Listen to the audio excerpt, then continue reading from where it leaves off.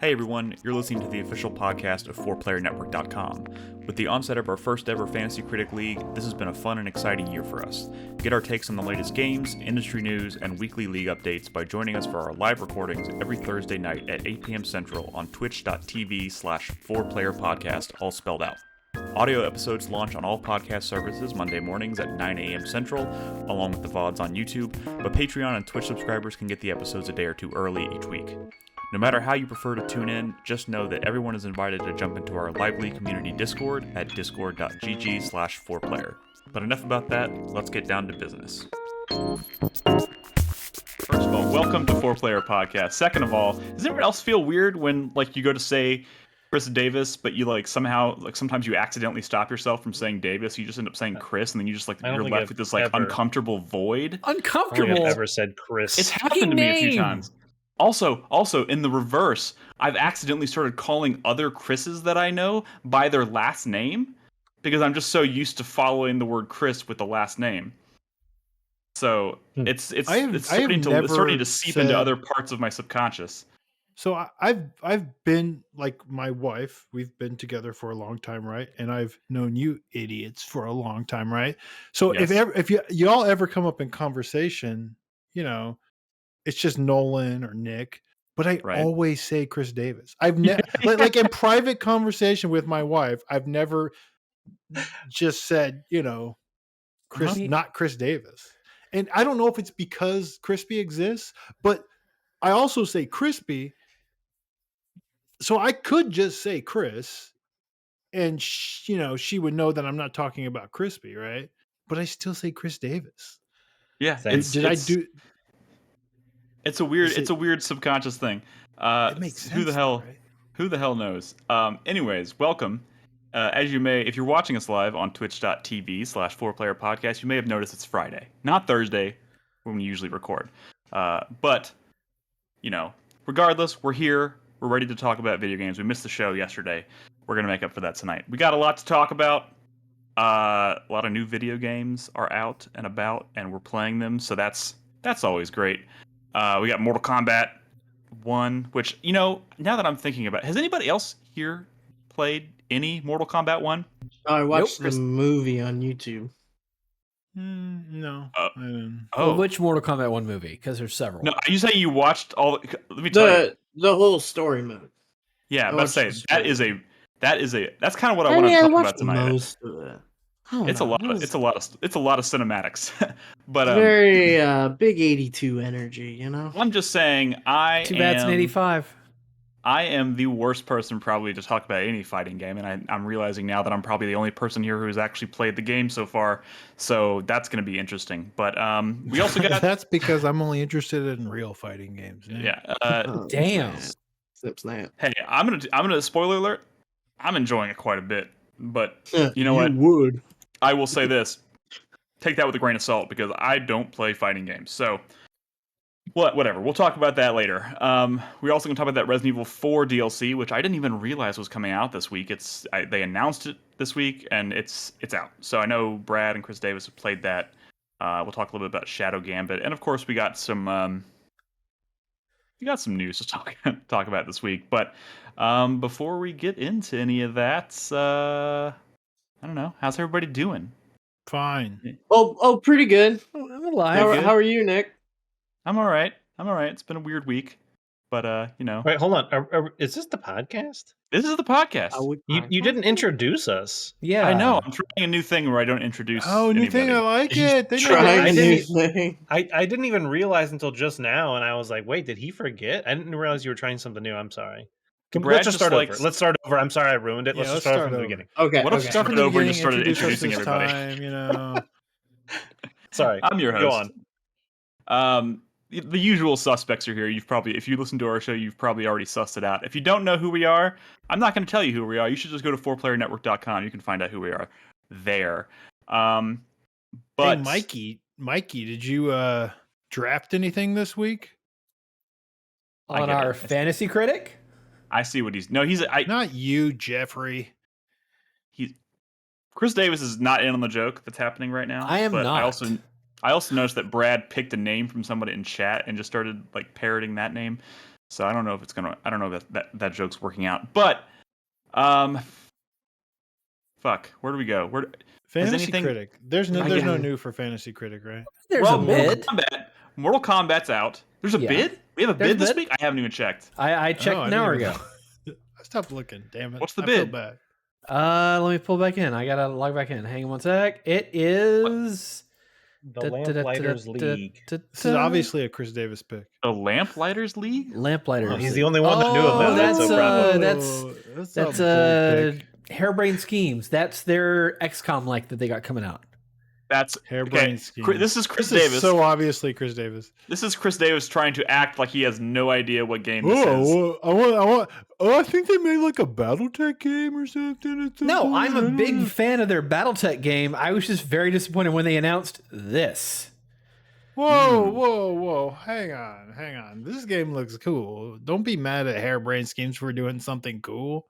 I mean, good on them for trying something different, but BattleTech deserved a sequel. BattleTech was too awesome. Yeah. BattleTech has had plenty of games, you know. Let them He's upset. Yeah, He's upset it was not a sequel. That's what's happening here. Okay. BattleTech is old hat. Nobody fucking cares. I mean, it was cool. But like, you know, they did Shadowrun. People were happy. They did BattleTech. People were happy. Let them make they did cool. Shadowrun? Wait, which one? Which one they did? The newer Shadowrun games. That's Hairbrained Schemes. Oh, they did all of them? Oh, you're talking about the Shadowrun Returns, Shadowrun Hong Kong. No, like the isometrics things, like not the original like shooter on the Xbox. Why am I getting this? I think I'm getting this. No, not the shooter. Oh, that shooter's like from 2005.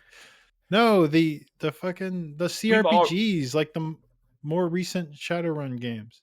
We have already buried the lead here, guys, because the lead is that Mortal Kombat came out and. Oh. Not only is it scoring really well, but it's also being pulled down by its awful Switch port. Yes, that's true. That's true. So Chris Davis's miracle game. Chris Davis's miracle game. That's what I'm calling this now. Mortal Kombat 1 is the miracle game. Especially now that I've played it.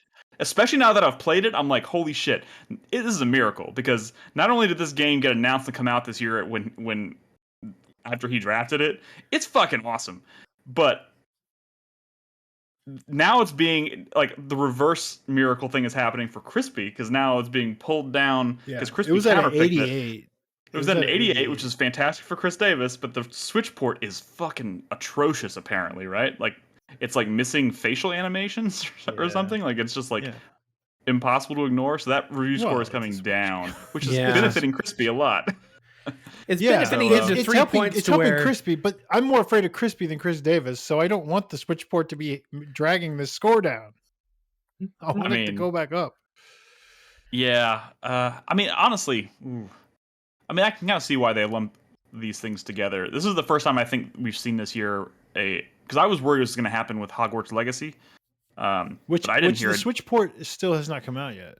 Switch port has not come out, but the other ports did come out, and I was honestly kind of expecting those to maybe drag it down a little bit, but it didn't move the meter at all. I guess for me, you mean like the PS, like the last PS4 and the Xbox. Right. I just think people were so over talking about that game, it probably got like hardly any new reviews at all. But the Switch version, if it is tragic, might actually because people buy games for their Switch more so than I can't even believe that's getting a Switch block. I don't even know how it's going to work. But whatever. You're right. Some games shouldn't, like Mortal Kombat. Yeah, apparently everything needs a Switch port, but whatever. Yeah, there's no way a publisher is not going to say the Switch is just printing money. Let's just port our game to the Switch somehow. But it also makes you look more real Switch bad. ports this year because I think a lot of these developers were expecting a Switch Pro to come out. Maybe they were even told at one point that a Switch Pro was coming out. And at this point, we all know a Switch 2 is coming out next year, or probably. Somebody in our I'm Discord, not surprised. You're probably going to see third-party games show up on Nintendo more often now, like from now until that thing comes out. And it's going to be a lot of situations like this. You know, somebody in our Until Discord, the more powerful one comes out. Somebody in our Discord was talking about, because the Switch 2 came up, and obviously that becomes a big conversation whenever it comes up. Somebody in our Discord, I don't know who it was, I apologize, said they should just call it the Super Switch. And I was like, yes. I fucking love that. Oh my god, I love that. They're not going to do that. They're not going to do that. Or it's gonna be the tragic. Super Nintendo Switch. The Super Nintendo Switch, I like Super better. Nintendo Switch, because you have to put Nintendo. It's better than Nintendo Super Switch. So yeah, Super Nintendo Switch would be that would be so great. The SNS, the SNS, yeah. Man, that's nostalgic. The snus. It'd be really cool, but I don't know if it's gonna happen. Anyways, remember Missplosion Man, the best like sequel name ever? Oh, yeah, so good, so good. Real quick, this is totally unrelated to anything we're talking about currently. Unless there's anything else Fantasy Critic y'all want to throw in there. I think that's pretty much kind of all that's transpired this week. I'm just curious, like why some people aren't actually filling out their things, because pretty much all the major games have been announced at this point. Like, no, you gotta start filling out your lists. Chris Davis. Hey! Don't worry. When it's all said and done, these lists will be filled one way or the other. Okay. I was going to say we just started the third season of the year. Okay, we're fine. Nolan hasn't dropped his 2 games yet. You gonna drop those, Nolan? I mean, when I go to, I'll drop them. I mean, they're yeah. Just consider this a friendly reminder. You have 2 games. The only thing shit aware. like that affects is the projected points. Yeah, which obviously doesn't mean anything. Like there's still more than 3 months worth of games to come out, which is a large portion of the. And there's actually still a surprising number of games like that are already kind of out that are that are still out there waiting to be plucked. You know what I mean? Yep. So yeah. And one of them is not Payday 3. I'll tell you that right now. My wife decided to try a Metroidvania this week for the first time ever. In fact, she was like, I'm playing a Metroidvania, and I was like, oh, I didn't. And I don't think normal people can say that word out loud. Well, no. I mean, she just didn't really. She's just not really familiar with like Metroid or Castlevania, so she was just kind of like, she just said that word, and I was like, and I was like, so which one did you pick? Thinking she was gonna say, Hollow Knight or something, right? Something. Feudal Alloy. Have you heard of this? Yeah. No. She played all the way. She like 100%ed Feudal Alloy. Why she just finished it today. I don't know, but now she's borrowed Guacamelee and Hollow Knight from me on the Switch. That's so weird. So her first 2D Metroidvania is Feudal. This game came out like at least half a decade ago. Yeah. It's like on sale all the time for like $1 or $2. Where did she hear about this game? I don't. Sometimes she just goes into the store and just picks things. Now, let me also, as kind of an addendum to this story, I told her I would tell her this, and she said that's cool. So she said, because she was watching me play Blasphemous 2 a few weeks ago, right? That's a feudal alloy like. Yeah.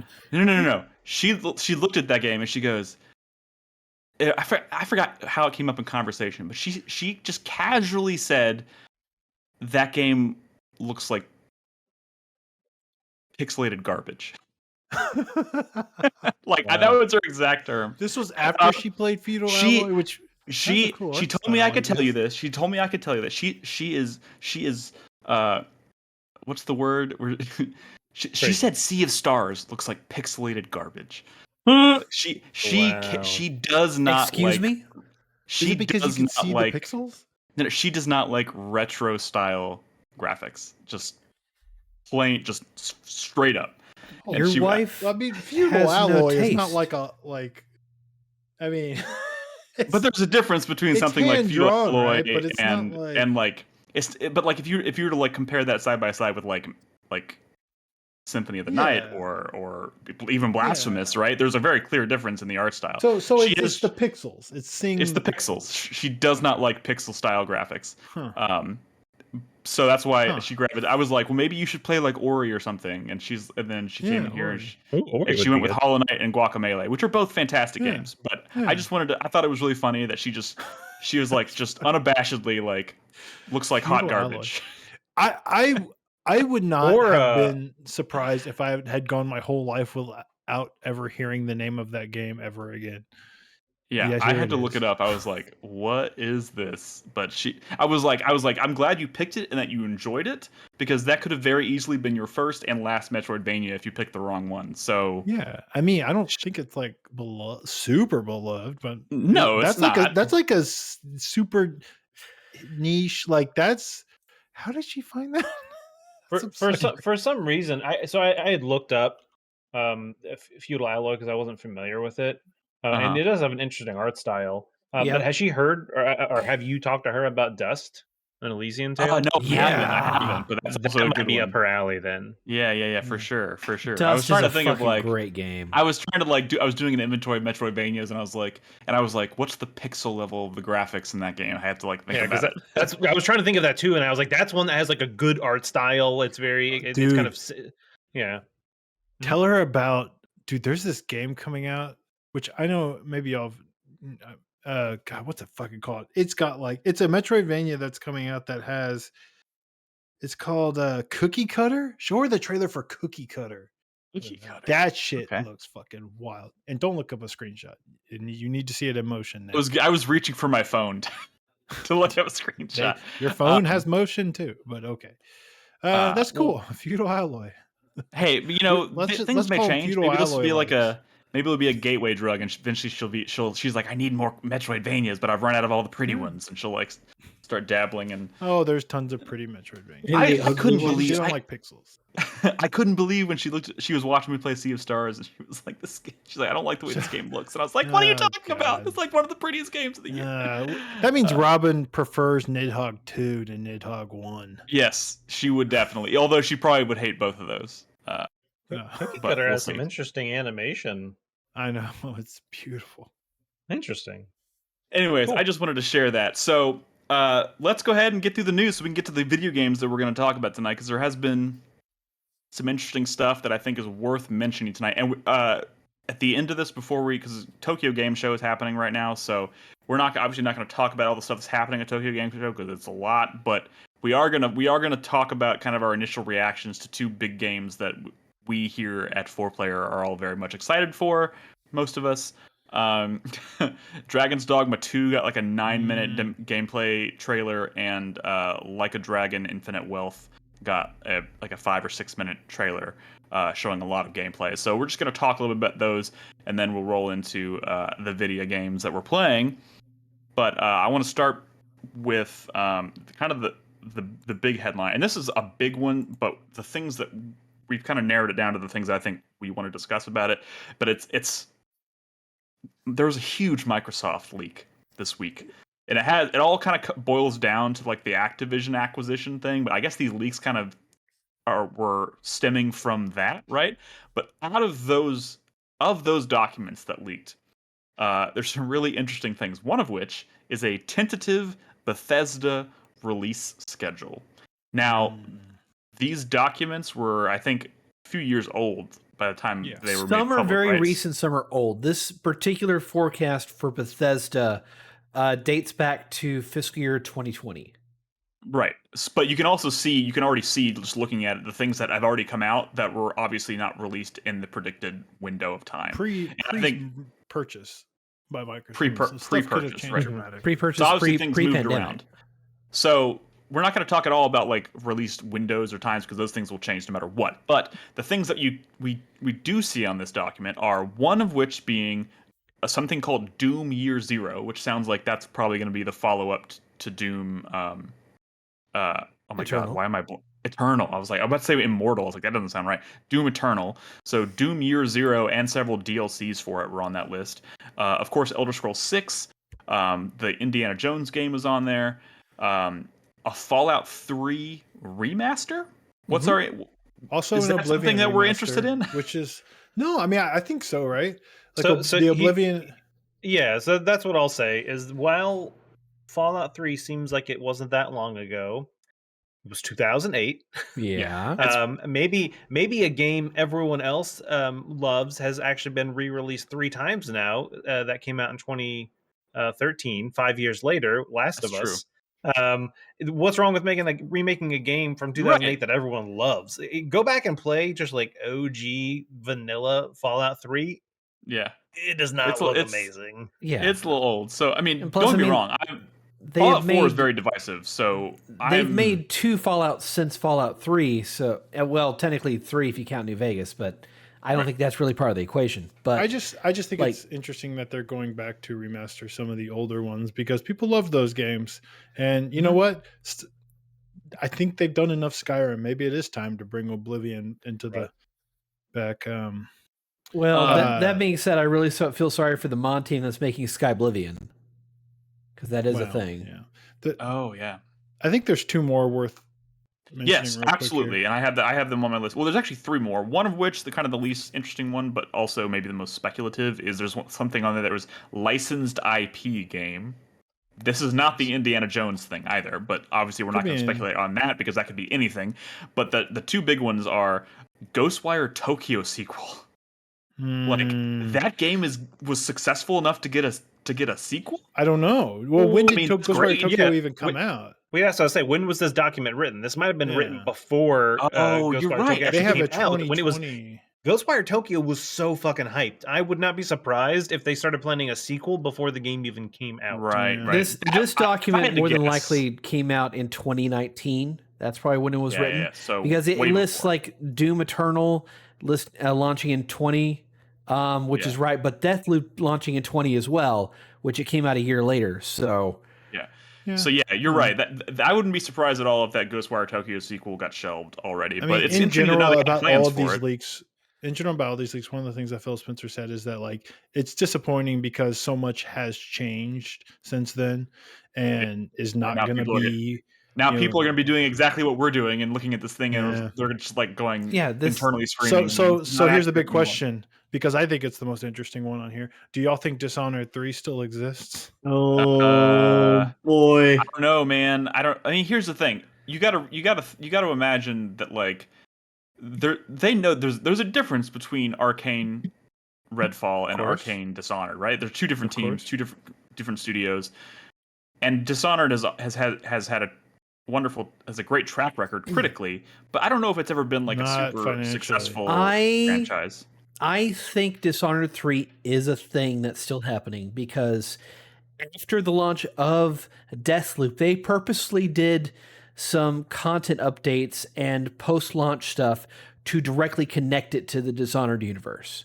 Wow. So really? why would they go to that effort if they weren't going to That's just for do something honestly else? For the lore nerds. They do that shit all the time. I mean, they did that. They did that with fucking The Evil Within in Hi-Fi Rush. It's just. Here's what I will say. Maybe Redfall in this case is actually going to do it some favors, because if you want to like remind people why they should care or love Arcane after something like Redfall, you do it with Dishonored. So maybe even if it's not like the most financially successful, maybe that is their path back to like untarnishing the Arcane name. You know what I mean? So we'll see what happens there. I would like to mention a few things here. There are 3 games listed as project code names. We got Hibiki, we got Kestrel, and we got Platinum. I'm going to go out on a limb and assume that Hi-Fi Rush was probably Hibiki, given the time frame. Kestrel and Platinum are the big questions for me. I think one of them is Contraband, because that is being worked on. Out in a while, yeah. But I think the other one is probably what Roundhouse Studios is working on. Yeah. And that's probably the one that has the expansion. So that would be Kestrel. Who the fuck is Roundhouse Studios? Roundhouse Studios. I wasn't going to say it. But ZeniMax Bethesda, the short story is that Human Head went under, and the next day, ZeniMax and Bethesda brought back Human Head with all the same personnel and just renamed the studio. So it's the original Prey devs. But not the Prey 2000. Not the Arcane Prey devs. The original, Remember Prey 2? Remember how cool that game looked? All right. No, I don't. Shut up. Okay. So there's mention of a next-gen Xbox system apparently coming in 2028. That's not that checks. We'll see what's one there. thing worth mentioning here. Refresh. It's round. And I feel like if anything needs to stay a box, it's an Xbox. Well, no, he's talking. No, Nick is talking about the next gen Xbox, not the refresh that's coming next year. But the rumors are that it's cylindrical, right? Yes, they showed a picture of the X tube. The X tube. Oh my god, the X cylinder. Oh, that's fantastic. Yeah, that's really good. I mean, with the new Xbox, my problem with it is that they are directly targeting a hybrid architecture for its CPU. So it's designed to interface with the xCloud entirely. So like it's old news though. This is dated info. Yeah, who knows if that's actually still the case? You got to remember, tech changes so fast. Speculating on the architecture. All these documents are super old. So the last thing I want to mention is, and this is kind of an interesting thing, is we got a little peek at how Microsoft has been like, what do you call it? How they've been valuing. How they were valuing certain games in terms of trying to secure Game Pass exclusivity. Yeah. So like they apparently, and correct me if I'm wrong, I don't know how. Star Wars Jedi Survivor was like valued like $300 million. $300 million. Suicide Squad $250 million. Assassin's Creed Rift $100 million. What was Baldur's Gate, Nick? $5 million. $5 million. And now it's not even on the Xbox. Fuck you, Phil. Fucking dumbass. So, God damn, talk about an underdog. Like, they gotta be kicking themselves in the fucking foot. Hindsight is 2020, but yes. Even then, what the holy fuck? Shit. I get, yeah. Like, you got to read the document. You got to read more into the document to what it's actually saying, because it's giving predicted evaluations for what the partner would want for the title. But it also has notes saying like wild card. The publisher just went through a reorganization and probably would not be willing to do it for less than this price.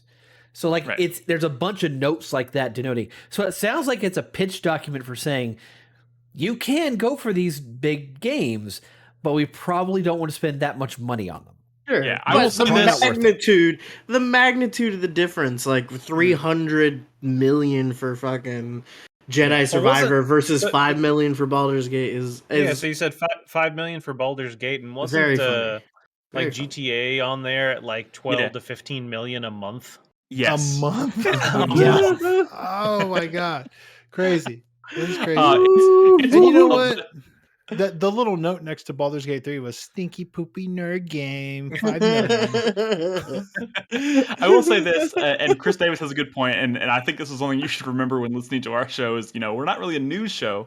So if you want to dig a little deeper into these things, there's a lot out there. You can find a lot of this stuff out there in terms of like, if you want to dig into the specifics of this document, it's out there for you to view. Go find one of Jeff Grubb's podcasts. Yeah, he'll tell you all just listen about to Jeff Grubb. He'll give you like the full breakdown. All right. So enough about that. I want to get to the fun stuff, the gameplay. Which one do you want to talk about first? Ooh, let's just Dragons Dogma. I know Brad's itching to talk about Yakuza. I say we do Yakuza first, so we can keep talking about Yakuza when we're playing the Dragons Dogma footage. You fucking asshole. I mean, to be fair, there's probably more to talk about with the Like a Dragon footage. Yes. So I'm gonna let Brad take it away. I mean, yeah. So are we gonna look? How are we gonna look? I mean, I'm watching the footage here. The footage is. I have the stream up, but the footage does show. You going around Hawaii, and it looks like you're in Maui. Chris Davis, is the sound on the video? They're saying it's loud. I don't. Shit, you're in. It is. Why is it? There it is. Okay, it's turned boom. I'll fix it in post. But yeah, so the funny thing is when I was watching this footage, I was like, did I recognize some of this? Because I was in this like area. I'm sure they modeled Hawaii off of a couple of years ago, and I was like, damn, I can't wait to actually go. Back there in the games. But that being said, it's definitely more Yakuza 7 Like a Dragon. So one of the things in a good way, showing in here, the best ways, which is one of the things I wanted more than anything is that I think Yakuza 7 was like a good base, right? It's like a good base. They had really good ideas. They turned it into a turn-based RPG, but the combat system itself was kind of limited, kind of restrictive, honestly. And one of the things I really wanted from a sequel is them to adding like depth in certain ways. And one of the things they did is one of the things that I really wanted was that they added some sort of movement / positioning system, because, there's interactables, right? There's area of effect, techniques, you could pick up objects in the environment, but you couldn't move your character around. And now you can, and you can really set up like more tactical stuff. So you definitely could move your character around in the last game. I just don't know how much effect it had, but you could definitely move yourself around on the battlefield, because I would often try to do that so I could get the assist from the other characters in my party, because oftentimes if you knocked into an enemy and then one of your party members happened to be right next to them, they would also kind of like do a kick or a punch or something like that. But that being said, it definitely looks way more dynamic now. Yeah, it'll be easier to set stuff up. So that's huge for me.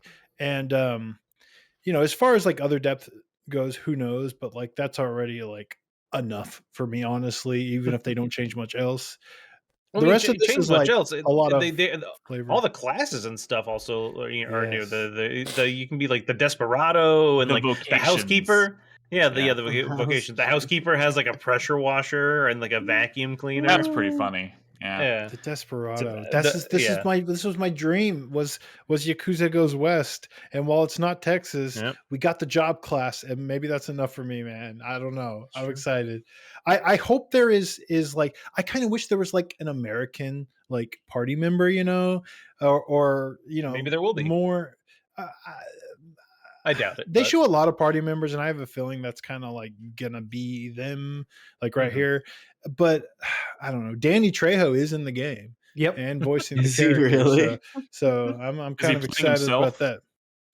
He looks a lot like Danny Trejo, and he does have a machete. Like there's a shot of like like. Has Danny Trejo ever been in something without a machete? Yeah. So I'm excited. Movies he made before he did Machete. Also the mini games. Oh, there's a Crazy Taxi mini game where you're like an Uber Eats driver or whatever. Yeah. But it's Crazy Taxi on your bike. This right here, though, Nolan's favorite mode. Fucking incredible. The Sujimon? Sujimon. The Sujimon you stuff? Just find guys in different costumes and make them fight. Yep. In the last game, you could collect them, but you couldn't really do anything with them. You couldn't really do anything with them. It was just like pictures or something, wasn't it? Like you would just like take a picture of them.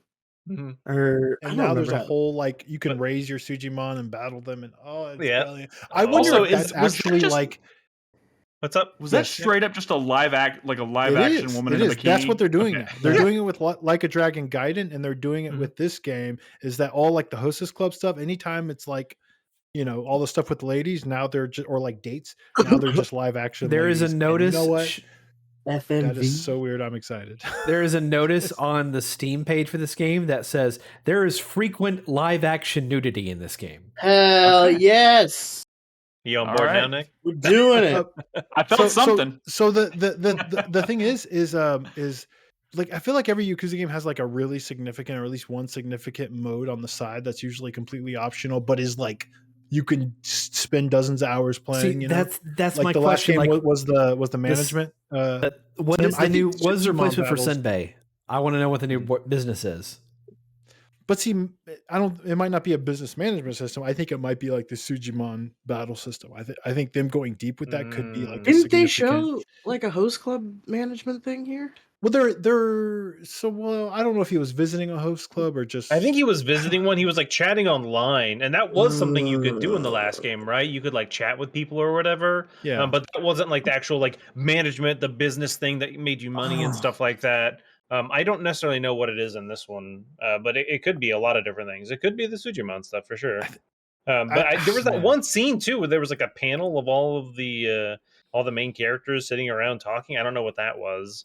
It's like a deep relationship system. It was like a bingo card for like character relationships and stuff, which is cool because one of the neat things about Yakuza 7 that was kind of fresh was kind of building those relationships and getting unique conversations with your party members and stuff. And he's riding a Segway, and there's 2 big RPGs coming out at the beginning of next year where the characters just ride around on Segways, and it's crazy. Oh, there have been some pretty good memes from that. Yeah. So Yakuza has also always put in like full games, like old Sega games in their game, and like now they have like Spike Out, which is like a arcade brawler that later came to like Xbox. But that they're getting to like really cool big games, Sega Bass Fishing, which is like awesome, and Daytona USA 2, which never came out of like, I don't think it ever left Japanese arcades. It never did. Love the Daytona USA games, and they're actually bringing it over for the first time on a console in this game. Yeah, the only catch is that they had to actually rename it because of the license issues with the name Daytona. But of course, it's 100% intact. I'm excited. Also, it looks like you can actually change your outfit as you play the game, which was a thing. There's always like DLC outfits, but you always had to go be a New Game Plus to wear them. But now it seems like you could just wear. Yeah, in the last game, the outfit was basically based on your like vocation, whatever job you had, it would change it up a little. Yeah. But now we've definitely seen different outfits in this, which is definitely exciting for sure. Oh man, I can't fucking wait. And this comes out in January. Yeah. Oh my god, I didn't think it would be coming out that soon. I can't wait. I can't wait. Well, your problem is that it's going to launch the same day as Tekken 8. That's not a problem for me. I'll figure it out. I'm excited. Julia, like, what's going to happen to you? Good games coming soon has me excited. Did you see, Nolan? There's a class that looks like one of the classes is a summoner because he summoned one of his Sujimon in battle. Oh yeah. I saw that. That was pretty cool. It was like it was called Sujimon or something like that. It was called something like with Sujimon in the name. Oh, that's clever. It was something like that. Yeah. In the baby, like the man baby, like side quest, where they with the milk, he's a summon in this one too, which means there's going to be another side quest for that guy or those guys. Can't wait. I can't wait. This is so good. So Nick, to wrap it up, what's wrong with you? Nothing is. I mean, it's just that I have no soul. Okay, I don't know. Soul. Can I bring something up, Nick? In regards to because did you play any? I know I have never touched a Yakuza game. Okay, period. Okay, so here's my question. We had kind of brought up some other things we could do. We were talking about this in Discord the other day, discord.gg/4Player. Like other things we could do, like game nights and stuff like that. And one of the things that got brought up was like, oh, maybe one person plays a game and other people are maybe hanging out. I see where you're going with and so I'm curious if maybe you would be interested in checking out a Yakuza game with either like myself or Brad or Chris, whoever, hanging out with you and chatting about it. So because obviously, especially with Yakuza games, not quite as much as Monster Hunter, you can kind of feel like you're drowning when you start them because there's so much going on. I felt like I was drowning in Monster Hunter until I really let myself get into a Monster Hunter game, and now I love Monster Hunter. So yeah, I think that would be great. That would honestly be like maybe the most realistic way I think I would ever actually find myself getting into Yakuza if it started like that, because especially right now with so many things coming out and so many games I want to play, I just don't see myself finding time to play a Yakuza game, especially before this one comes out. So yeah, I would love to try that and see if I mean, because honestly, so I watched the trailer today. Brad was like, watch this trailer, Nick, and tell me you don't feel something. And I watched it and I was like, I feel nothing. But I'm watching it again while we're talking about it, and I'm seeing y'all excited about it, and I feel something. So here's what I will say there. Through us. I was in your shoes. I never really had interest in Yakuza. I don't get me wrong. In the back of my mind, I was like, I'd always kind of wanted to play them. And then I picked up, I can't remember which one it was, but it was one of the mainline ones with Kiryu. And the combat, wasn't a huge fan of the brawler style. And I kind of put it down, never touched it again. And then I played Zero. Just because I think at the time there wasn't a whole lot else out. And I was like, let me play this one. I've heard, Brad's talked it up. I've heard good things. I fell in love with it. Then I played Kiwami. And then I picked up 7, and holy shit, like even though I loved 0 and Kiwami, like 7 is like on another level. I feel like the safest place for me to start at this point would maybe be 7, because now that's kind of that's more representative of what the franchise is at this point, and it would make the most sense going into this. For sure, introduction to a new character. To a lot of these characters are new in Yakuza 7 that are still. Yeah, I mean, if y'all want to do a game night where I start playing Like a Dragon, I'd be down. And y'all just kind of like coach me through it. The only problem with that is the start of Yakuza games are very front loaded with a lot of story. So That whole night would be you watching the start of that story. Should it be a situation where I start it and get through a lot of that stuff before we do that, and then? Yeah. Like when you get out into the world, and then we shepherd you around. That was I would do that. I would be totally down for that. It's very like authentic too. Like they go like really far to like really capture like the details of these places. You know? Oh yeah. Oh man, I can't wait. I can't fucking wait. Did you take note of the one thing about Kiryu in this game? The one thing. What is the one thing? He looks older. He can break the turn-based combat and go just real time entirely. Yeah, he can go real time in combat, and like when he does it, he shatters the turn-based UI. Yeah, like that. That's fucking cool. Whoa, that's pretty wild. I like that. Okay, so then he can play it like it's an older young. Oh wow. Wow. Yeah. Okay. All right. So the other game that, like I mentioned, we're all equally obviously exciting, big fans, supporters of Dragons Dogma here, and we finally got like kind of a deep dive into the gameplay of Dragons Dogma 2. I will say this kind of up front. Like this trailer was very good and exciting and whatnot, but a lot of it was like, okay, that's just kind of what Dragons Dogma 1 was. But I feel like they're treating it very much kind of like, there's a lot of people who maybe never played Dragons Dogma 1, so we're going to kind of... for sure. We're going to kind of talk about this like it's new, right? Because they talk about like pawns and how pawns... Yeah, so like if you've played Dragons Dogma, the video doesn't necessarily go into a lot, I would say, that is unique to Dragons Dogma 2, but goddamn, Dragons Dogma 2 is real. It looks pretty sick. It's pretty good. It's pretty good. I'm gonna post a GIF in the channel so y'all can see. I'm sure I know y'all have seen it, but just as a quick little reminder of how fucking cool this shit looks. Oh my god. Yeah, I mean it does. It looks a lot like Dragon's Dogma. It definitely looks better though. It looks like 100% better. Yeah. You know, if you go back and play the original Dragon's Dogma now, foliage does not look great, and there's lots of just like open areas and stuff. But looking at this, it definitely looks like a more modern game for sure. Yeah, as someone who, so I had kind of, at least within our group, kind of the unique experience of, I remember when this game first came out, and then everybody else was playing it, and I heard we talked about all those stories that have stayed with me since since it released, talking about like traveling at night and like all like coming across the wolves and stuff, and it was magical.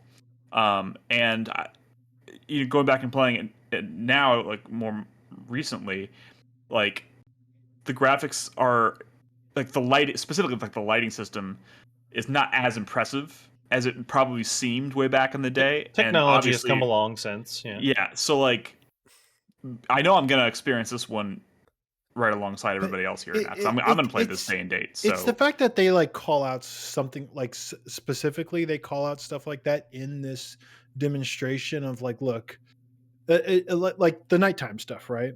They specifically say, look, when it's nighttime, you can't see shit. You can't even see your own feet. And like the fact that they call out like such a specific, unique thing about the original, it's like they're letting us know like, hey, they understand. We get what y'all liked about that original one way back in the day.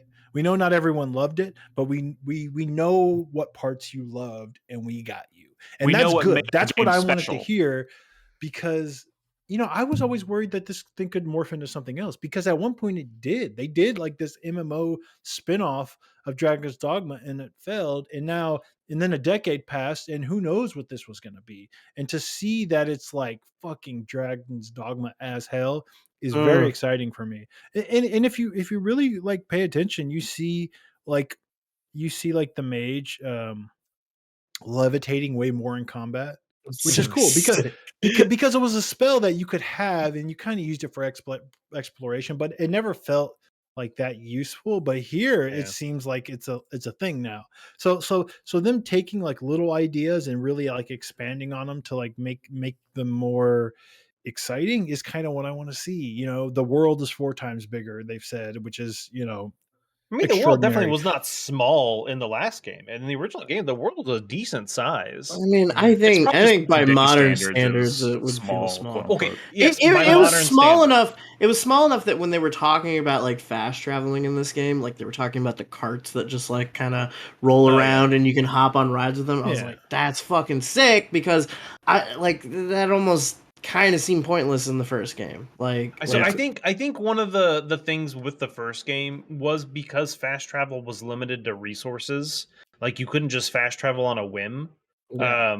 You had to physically run places. I think that's what made the game kind of feel bigger, because you were always running between places.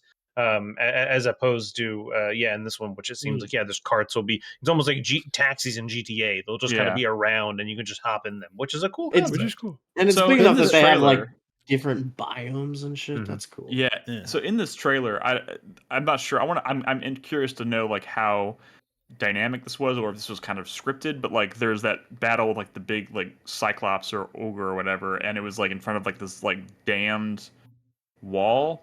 And he like used an explosive to like blow out the dam, and then all of a sudden like a torrent of water came out and just washed the monster away. So I don't think that's scripted, but it is something that is it and it wasn't in the original game, but that's something that's very like Monster Hunter World. Like that's the stuff that they started messing with in Monster Hunter, with these like you can dynamically interact with the environment, like like knocking down like a dam of water like this to kind of wash a monster down. And to see it come into this game is very exciting, because those will probably feel like dynamic moments when they do happen, which is cool. Another thing that kind of shows them taking a small idea, I think, from the original, but expanding upon it, at least I imagine, is in the original you could get grabbed by birds or jump on birds, right? But here it showed them doing it like much more intentionally at the time when the narrator was saying that exploration is going to be like like still a big focus in this world. It's going to be the owl from Super Mario 64. Yeah, you're going to grab it and it's going to take you off. Just caught him. Yeah. That guy falling in the pond, just like catching him, fucking killed me when I was watching this the first time. Another idea that's a developed, like, in the previous one they could like fling you up into the air, right? And it was like, they put their shield up and you could jump off of it. Yeah. But as far as like the usefulness of it, I don't know. But I bet those are the kinds of ideas where they're like, okay, let's take these ideas. This is why I've always wanted a sequel to Dragons Dogma 2, right? It was fleshing out these like good ideas. And now they're like catching you and shit. And I'm like, they get it. And I have a feeling they're really going to push the, hey, your pawns learn about the world, mechanic from the first game, which was such a cool idea, but it felt limited. But it was still like an amazing idea. Sending your pawns out, them coming back and learning about the world. Their kind is weak to fire. Yes, stuff like that. Oh, there's an ambush up ahead. I'm so excited, guys. This game looks fucking rad. Did they say anything about a release window? Is this next year? They didn't. But I imagine it. I mean, Capcom, I feel like modern day Capcom doesn't fuck around much. No. I feel like there's no chance. They run a tight ship. They run a tight ship. I think this game comes out next year. I don't think they would be showing it off like this much if it wasn't out relatively soon. I mean, there's rumors that, like, that even though they haven't announced a new Monster Hunter yet, that 6th gen it still might be coming out next year. Well, like, they said even earlier. If you remember, I don't remember how long ago it was, but it was one of those earnings calls or whatever, right? Where Capcom said that they have 2 major releases, and I forgot how they defined major releases, but they kind of put some numbers to it, right? Where it implies that we're not just talking like, small. Like it implied it could be a Resident Evil, it could be a Monster Hunter. I'm not sure if Dragons Dogma would fall into that thing, but like I hope it's not Monster Hunter now, though. They said they had 2 major releases coming before the end of fiscal year 2023, so that means like before the end of February, I guess. No, February, end of March. We'll see. I mean, we'll see. That seems kind of hard to believe that they wouldn't announce new Monster Hunter at a Tokyo Game Show if it really is coming out that soon. I'm worried that maybe it's Monster Hunter scooped now. It up. It could be Monster Hunter now. I mean, what is Monster Hunter now? Pokemon Go. It's their new mobile game. That's their new mobile game. Mm-hmm. that could qualify as. That's a major earner for them. So for Japan, yeah, for sure. But I'll be interested. I mean, yeah, I would be shocked if we don't see an announcement for Monster Hunter sooner rather than later. Not the Niantic kind of game, but like an actual Gen 6. But whatever. I'm happy. I don't want. I'm glad like there's a spotlight on Dragon's Dogma 2 because I could see that easily sort of getting drowned out by a new Monster Hunter world. For sure. Yeah. For sure. It's all exciting. For sure. It's all exciting. Okay. So yeah. So that's it for news. And the Tokyo Game Show is still happening, so we might have some more stuff next week. We'll see what's happening there. But before we cut to break, do you want me to, Crispy? You said you wanted me to talk about more recent Baldur's Gate experience. You played some the other night. I did. And it's been a while. I did. And yeah. I'm still putting fucking 30 hours a week into this game, so yeah. I just want to hear what you think. I just want to hear how it's going. I'm dying to get back to the point where I'm putting in, countless hours in a week. And I will get back to that because every time I play this game, I'm constantly saying to myself, God, this game is fucking good. It's fucking wild. But yeah, I streamed it this week. I only played it for like 2 hours or so. But it was a pretty eventful 2 hours. I fought some hyenas, and that falls into a situation that I wasn't expecting. Have you played it since your stream? No, but I also, if I've had a week. I haven't played much of anything for the past 2 days. And I'm finished. I technically finished Sea of Stars today, but I'm going for the true ending. Good. But Chris Davis, I am 100% using a guide to do all that stuff that you need to do to unlock the true ending. That's fine. This game is designed to be chill. If you want it to be. I'm gonna wrap that shit up tomorrow. Chill sounds like dude. Sea of Stars is fantastic, but is it like fantastic? I mean, you've more or less finished it, or I spent 30 hours. Is it better than? Is it better than Chained Echoes? Is it better than Chained Echoes? Is it better than what? Is it better than the less pretty Chained Echoes? This is the second week in a row you've tried to give me the answer to that question. Listen. Enough about Chained Echoes. Yeah, let's talk about Baldur's Gate 3. It's fantastic. Like what? Okay, so you're still in Act 1, right? Still in Act 1. Just met Karlach this week. You met Karlach? Yeah. Hell yeah, you did the whole... I instantly wanted to know if it was possible to have a threesome in this game. Nick trusted those Templars. Yeah, totally. I mean, I don't know if you have threesomes, but you can definitely have polyamory. Yeah. You can definitely have sex with a lot of people. Shadowheart is still my bae, obviously. And then, but like when I met Karlach, Shadowheart like made a comment that made her like, she's like, oh, she's into Karlach too. And I was like, well, maybe we're both into Karlach. This is gonna be good. Wait, who is your second companion you want in the threesome? Karlach. No, well, then who was the first? Shadowheart. Okay, and Karlach. That's what he's talking about. Math. Me. Shadowheart. I didn't hear Shadowheart. Yeah, him. Yeah. So that's you saw me roll that. You saw me roll that the dice for it said like 98% advantage on a backstab or whatever it was, and I rolled the dice and failed. Yeah, which is like you rolled 2 ones, which is incredible. Which is so. Oh, I love that. Yeah, I love that. It's so good. Oh, that's D&D, baby. Sometimes the dice just leave you hanging. It's great. Oh, it's good. It's such a phenomenal. And then you're like panicking. You're like, what is happening? Oh, what's good? And you're like in the menu, and you're like, did I turn on karmic dice? What is this? Like, it's just the chaos, baby. You just got to embrace the chaos. It's so good.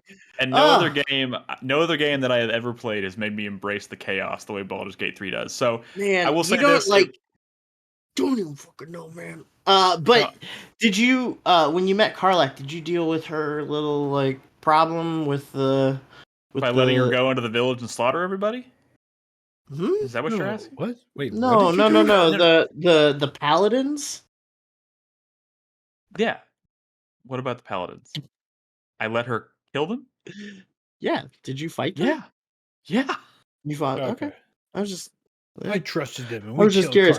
That was so so cool. I love that little encounter because that was the first time where I was like, oh wow, using Speak with Dead can actually like really give you the upper hand in a situation, because I walked in there and talked to them and they're all like, we're paladins of Tyr, and there's like one of them dead on the ground, and if you talk to him he's like, no, we're from funny hell.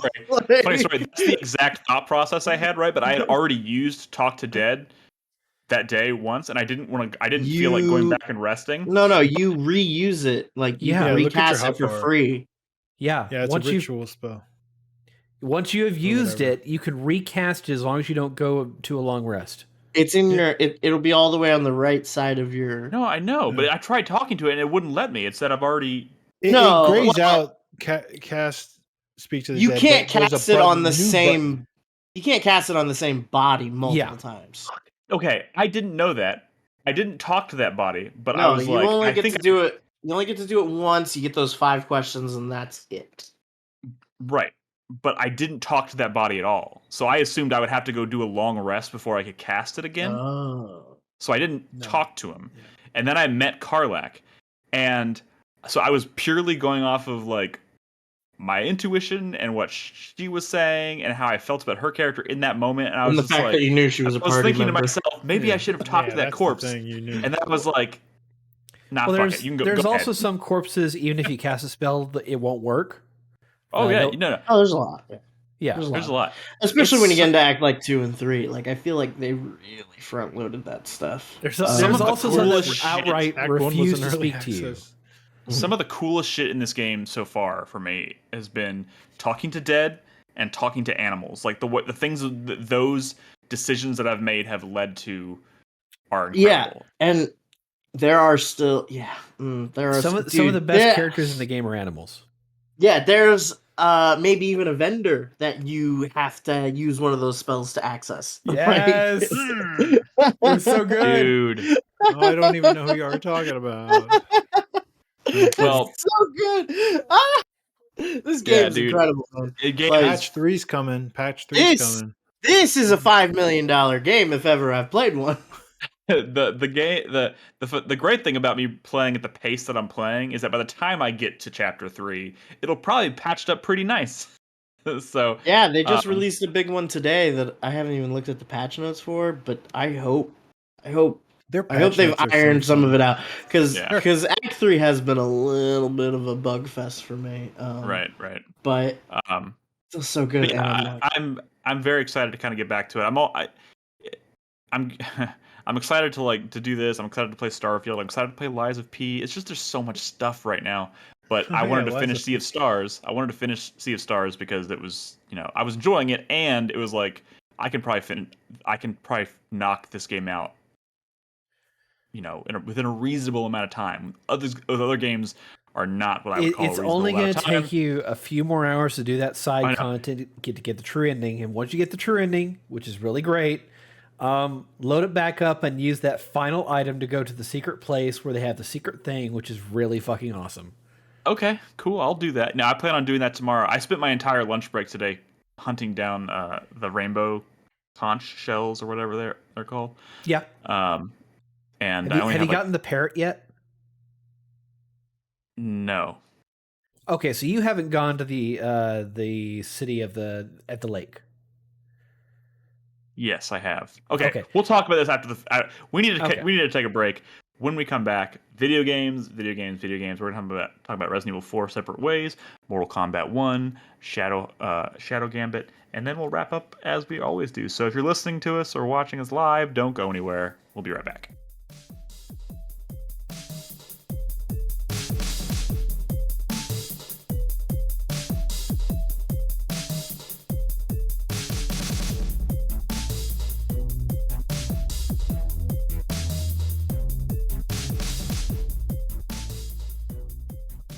Welcome back to the show, everybody. Not gonna spend a bunch of time. It's video games. We're playing them. We're talking about them. I'm gonna let Brad and Chris Davis go first tonight because they've been playing that new Resident Evil 4 DLC. I actually installed it last night. Haven't started it, but separate ways is pretty good, right? Everybody has been kind of waiting for that DLC to be announced. I and now never it's here. played the original Separate Ways. Really? Yeah. I did. It was good. Like Resident Evil 4. This is also good. Like Resident Evil 4 Remake. Let me tell you. So the thing we have, so it is very much Resident Evil 4. You are in similar environments, although there is new stuff, and new enemies. But I will say, okay, I don't want to start off on a negative. Are you like, you're beating around the bush here? What are you trying to get to? Oh my god, Ada is such a bad. Oh god, please let's not spend like their 10 voice minutes acting is so bad. She's so bad. She's so bad.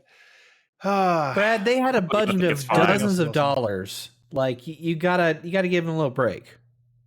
I'm sorry, what? Brad, I feel like this is weird coming from you, considering weird coming from anytime me. I don't know. It's just like anytime I try to talk about anything about Resident Evil that has to do with like story or characters, you're just like you're focusing on the wrong shit, and now you're just like losing your mind over a voice actor. No, I don't know. That's not that conversation. I mean, I've always been like, I've never taken this too seriously. It's weird. I mean, it's silly and campy and whatever. This is not what I'm talking about here. I just mean like Ada Wong is not like, she. Her voice acting's bad, and like she has no personality. It's very monotone. It's not well delivered. This is not like this is a Hollywood actor, and we've talked about this before, right?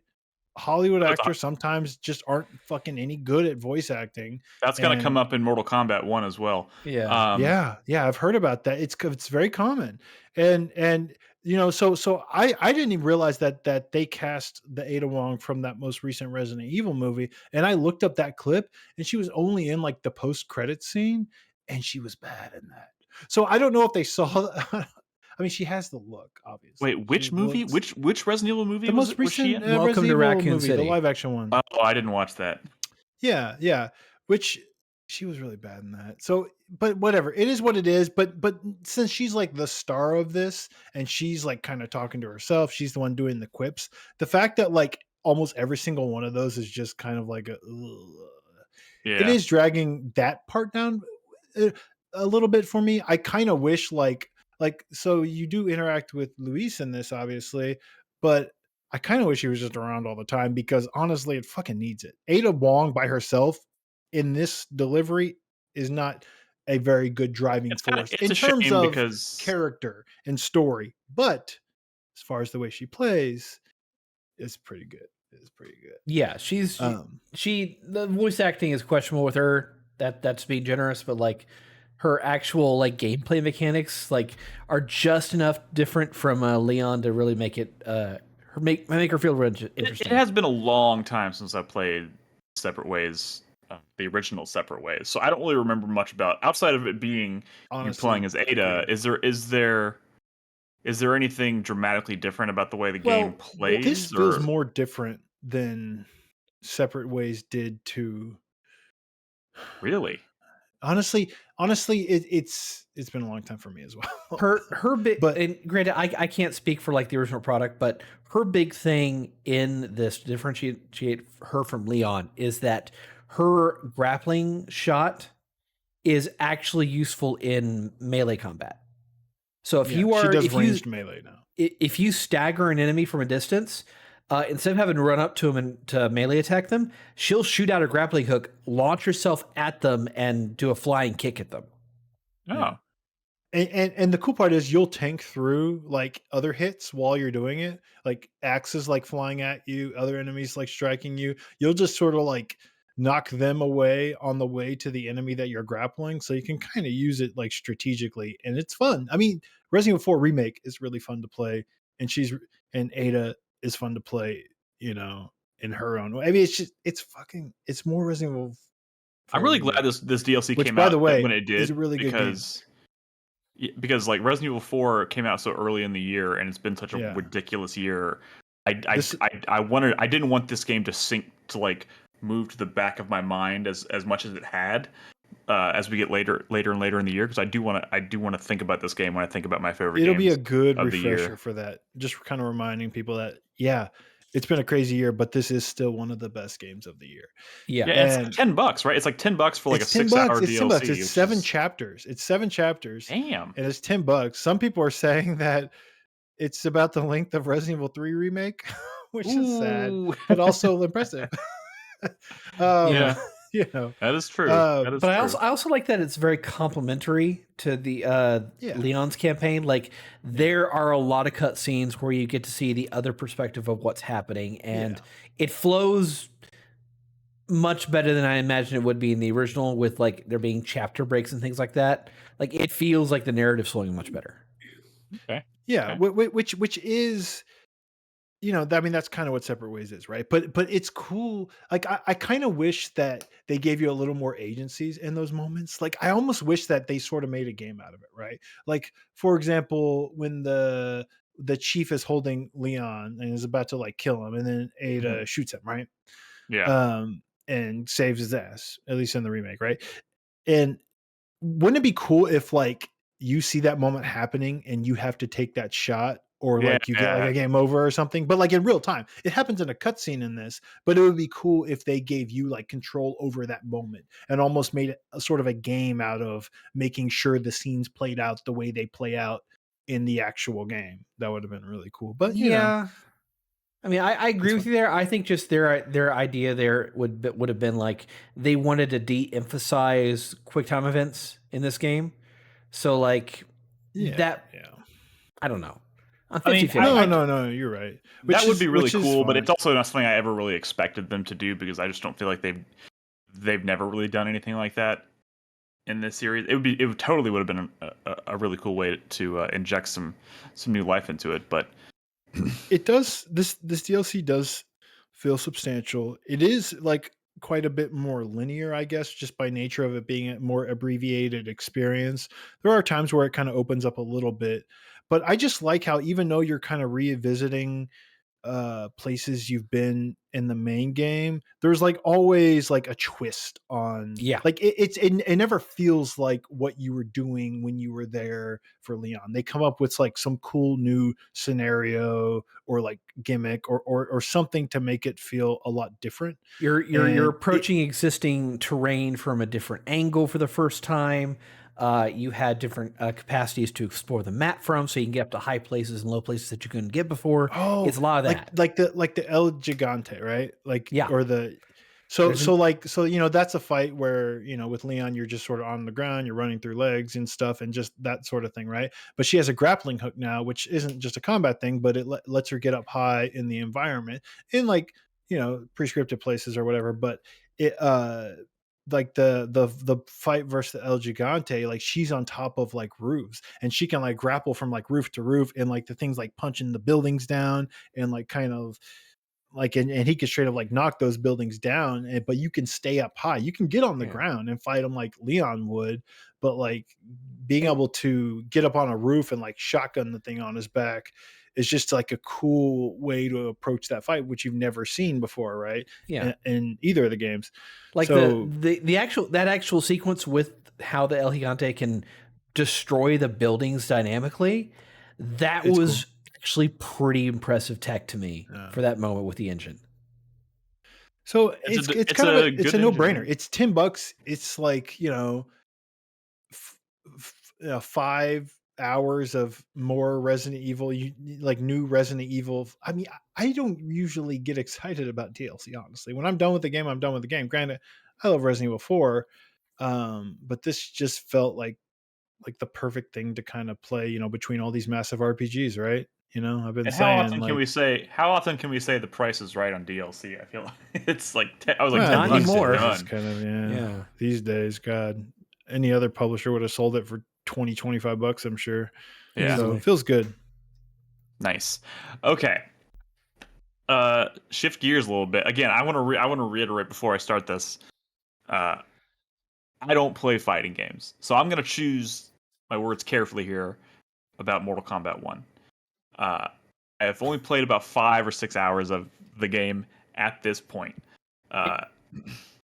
But the things that I wanted to talk about with Mortal Kombat are the things that may be surprising me the most, because I've always dabbled in recent Mortal Kombats because I've always been like super addicted to kind of like the extras thing. Like I've always loved like the crypt stuff and like unlocking all the extra costumes and the concept art. Like I love that shit. Something about this game, I think, from a a design standpoint or from like a visual standpoint, has been kind of appealing to me since day one. But I wasn't really sure what to expect from it. In fact, I started recording footage from this game like 5 times, and I want to focus mainly on the campaign, which is what I'm playing right now, predominantly right now, because I think it's the most interesting thing about this game so far. But recording footage for it was hard because there is so much cinematics, like so many cinematics in this game that I was recording for like 5 minutes, and I was like, it still hadn't put my hand on the controller. Like there was no. I was like, I don't want to sit here and just talk about Mortal Kombat while showing like a 5-minute cutscene. So I switched over and started recording like the tower stuff, so I can just predominantly record footage of actual combat. No, not to mention, I'm doing stuff the stuff when I was trying to record campaign stuff. I was like, there's actually some crazy shit happening in the stuff that I don't necessarily want to spoil for people. And I never thought I would feel that way about a Mortal Kombat game. And well, I mean, their story modes have been good. No, their story modes have been all right, but like even for me, like I have started and played I would call it a significant portion, probably more than 50% of the campaigns for the last 2 mainline Mortal Kombat games, and I've never finished one and I've never felt about it the way I feel about this one while I'm playing it. And I think it's because they're making great use of that base concept, which was Liu Kang, who is now the God of Fire, has reset the history and rewritten the fates of all of these characters. So they play with your expectations in really interesting ways. Like they tease them that stuff in like the trailers and like when they were promoting the game, like, oh yeah, now Sub-Zero and Scorpion are like brothers and they're friend, like they're not, enemies, whatever. And like Raiden has taken the place of what Liu Kang was in the original games. Like he's a student warrior monk. And early on in the campaign, like the characters they come and recruit from Earth to fight in this tournament are like major characters, one of which is Raiden, who does not have powers. So so you're doing a lot of you play a whole chapter fighting as Raiden, you don't have any of his special abilities. You can't use any thunder, like lightning attacks, right? And then Liu Kang, when it chooses him as like the champion of the tournament, he's like, I'm giving you this amulet, which will give you the power to control lightning. So like suddenly it opens up a whole, like you've been fighting this character, learning his moves. Now it's opened up a whole new set of special moves because now you have the power of lightning. And that's just, one small example, but like it gets into like all of these, it plays with these relationships and these characters that I didn't even realize I knew so much about these characters until they start actually like rebooting them from the ground up. Like you first meet Melina, right? And she's just this normal chick. And I'm like, well, I know Melina has some fucked up shit going on. Where's all that? And they get into that. And they have this whole like elaborate alternate history that explains how Melina became this horrific like creature and why she wears the mask over her mouth, and you don't really realize that she's a monster until she takes out her like that. They get into that shit in really interesting ways that I was not expecting. Why did you fail the fatality in this footage? Dude, I failed this fatality. Okay, here I want to stress this. I can't stress this enough. I don't play fighting games. I was sitting here trying. I've still not successfully pulled off what in the menu it calls easy fatality for Reptile, right? It says literally hold R2 and hit X. I try it in every fight that you see have this an footage. Easy fatality going? Have the proper range. Do you have the easy fatality currency? It wasn't that the thing with the last one? Oh was yeah, that they sold like with real coins. You had to have the coins to do easy fatalities. What they've done with this game that I think is really interesting, and albeit this is actually a game I think I'm going to sink my teeth into, and I'm not saying I'm not trying. You're not going to continue the tradition of an unfinished Mortal Kombat campaign. I always shudder every time Nick says he's going to sink his teeth into a game. Shut up. No, like, I'm just saying, like, I don't usually get into fighting games, but like I'm not sitting here saying I'm gonna get like good at Mortal Kombat, but I think I'm gonna play. I'm gonna finish the campaign. I'm gonna try and I'm gonna do some of the other modes and shit because there's just there's so much to see in this game. And what they've done, like, because the last few games have done the crypt thing, right, where you go into a crypt and you run around this big open space and you use coins to buy concept art and whatnot.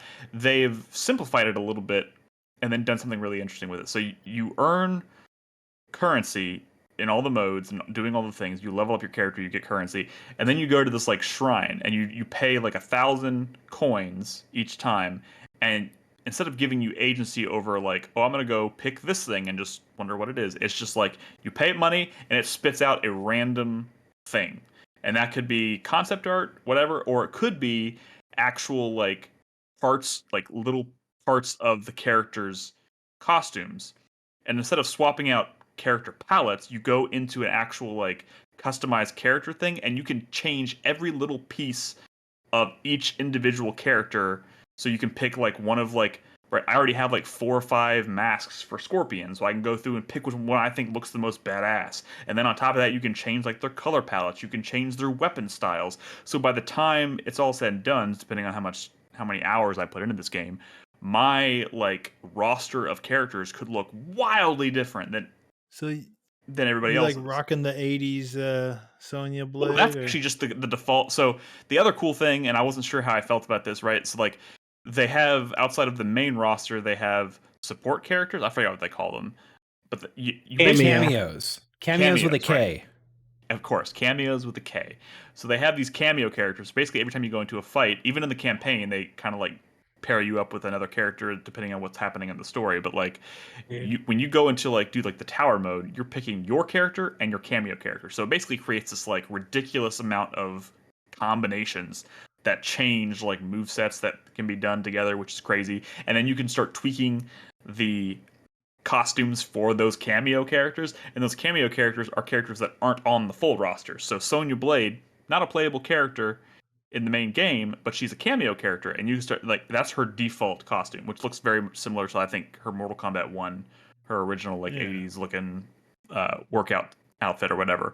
But like you can start getting into tweaking all of those character outfits and shit, and I like that's cool. That's like the shit, man. These Marvel vs. Capcom style assists are kind of like the most interesting thing I've stuff. I mean, I considered renting this, but I'm just like, who am I going to play? I mean, I don't even play it with. No one at this house can or will want to watch me play it. So it's like, I don't know. I'm even thinking about maybe doing a stream where I play with people in the community. How much of the campaign have you gotten through? I'm on Act 2, like 2 chapters into Act 2. I've played collectively probably about 4 or 5 hours, I think, of the campaign. So you're probably pretty far. I mean, I'm just now kind of getting into the meat of the story, like me mentioning Raiden not even having powers for the first chunk of the game. He finally has powers. So like, and they don't even, they think they fought at this tournament, but they have not fought at like in the actual like turn. Like they haven't even got like there's all kinds of like drama and shit bubbling under the surface. Like that they haven't even like the cat's not even out of the bag yet as far as story goes. I am shocked by how much story is here and how much I'm enjoying it. That's how it's been since 9. Can I ask be you wrong? Do you like the new wrong, reptile, but this new reptile? I don't like this new. I like this new reptile more than Dude, the last. You want to talk about new versions of characters that suck? Like fucking Scorpion isn't Scorpion anymore. Like what? He doesn't do good over here. Looks of the way cats or what he does. No, but Scorpion is Sub-Zero. Sub-Zero from the previous timeline is Scorpion. Oh. And Bi-Han, who was fucking Noob Saibot, who was the original Sub-Zero, is still Sub-Zero. No, but that's lore. I'm saying stupid. reptile now turns into a giant lizard half as during combat. Just like in the movie from the 90s, remember? No, dude, but all that shit looks like Mortal Kombat's always dumb, right? It's always been dumb. Yeah. Of course. I feel like I've watched a lot of really dumb, bad Mortal Kombat movies. This feels like this. Well, yeah, but also like I'm enjoying this way more than the like I don't need another live action Mortal Kombat movie. I just playing this. Agreed. That's pretty much it. This is what I want from one of those things, and it's doing it better than any of those other things. Like, it's great. I don't know. And I'm just loving how they're mixing up your expectations with all these characters in some really surprising ways. One of which being the thing that Crispy just mentioned, which he thinks is kind of dumb. I think that's the cool shit that I'm here for. Like, I think it's kind of dumb because I like Sub-Zero and just made him the character that I don't like now. Like Shang Tsung. Actually, I will say, I also watched all the character endings too, and what? I don't know. Hey, I'm just saying. Some of this shit is I don't know, man. Shang Tsung. How bad is Megan Fox? I haven't even met her yet, but I've heard it's bad. But like, also, guys, how high were our expectations for Megan Fox? She's not a great actor. No, Why would we assume she's a great voice actor? Well, I'm not even gonna say that. That's kind of fucking. So I want to know. But it's a terrible goddamn strategy that they keep like casting people who are famous to do voice work when like.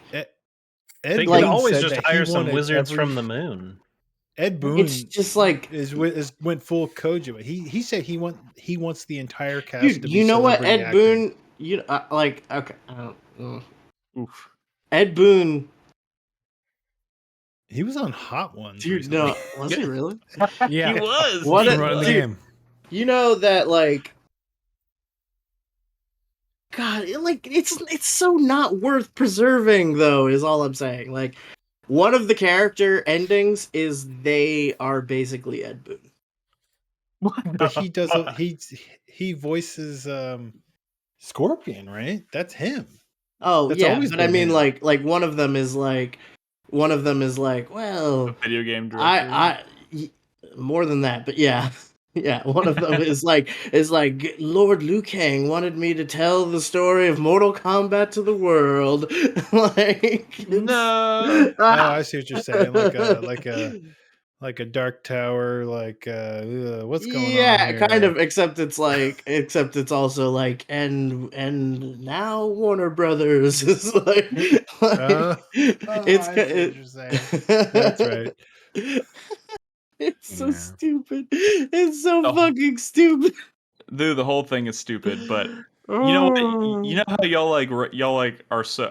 I'm gonna regret saying this, but you know how y'all are like so like into like the stupidity of like Yakuza and like how over the top ridiculous it is. This is like the closest I feel like I can kind of get on board with that. Like this is ridiculous and dumb and over the top, but like it knows it is. And yeah, but I'm like into it. I mean, look, I die for certain Yakuza characters. Yeah, I would die for Reptile. Okay, yeah. No. I don't think this is like a tone they crafted. I think this is one they got pushed into, and then we're like, well, we like money, so. That's probably true. But whatever. I mean, listen, hey, Chris Davis. Jump up your own ass and die, okay? like it's insane that this game came out and is like halfway decent, and I might have like little gripes, but like yeah, whatever. It's little grudge. Like, if you liked, no, I might have little gripes about the game.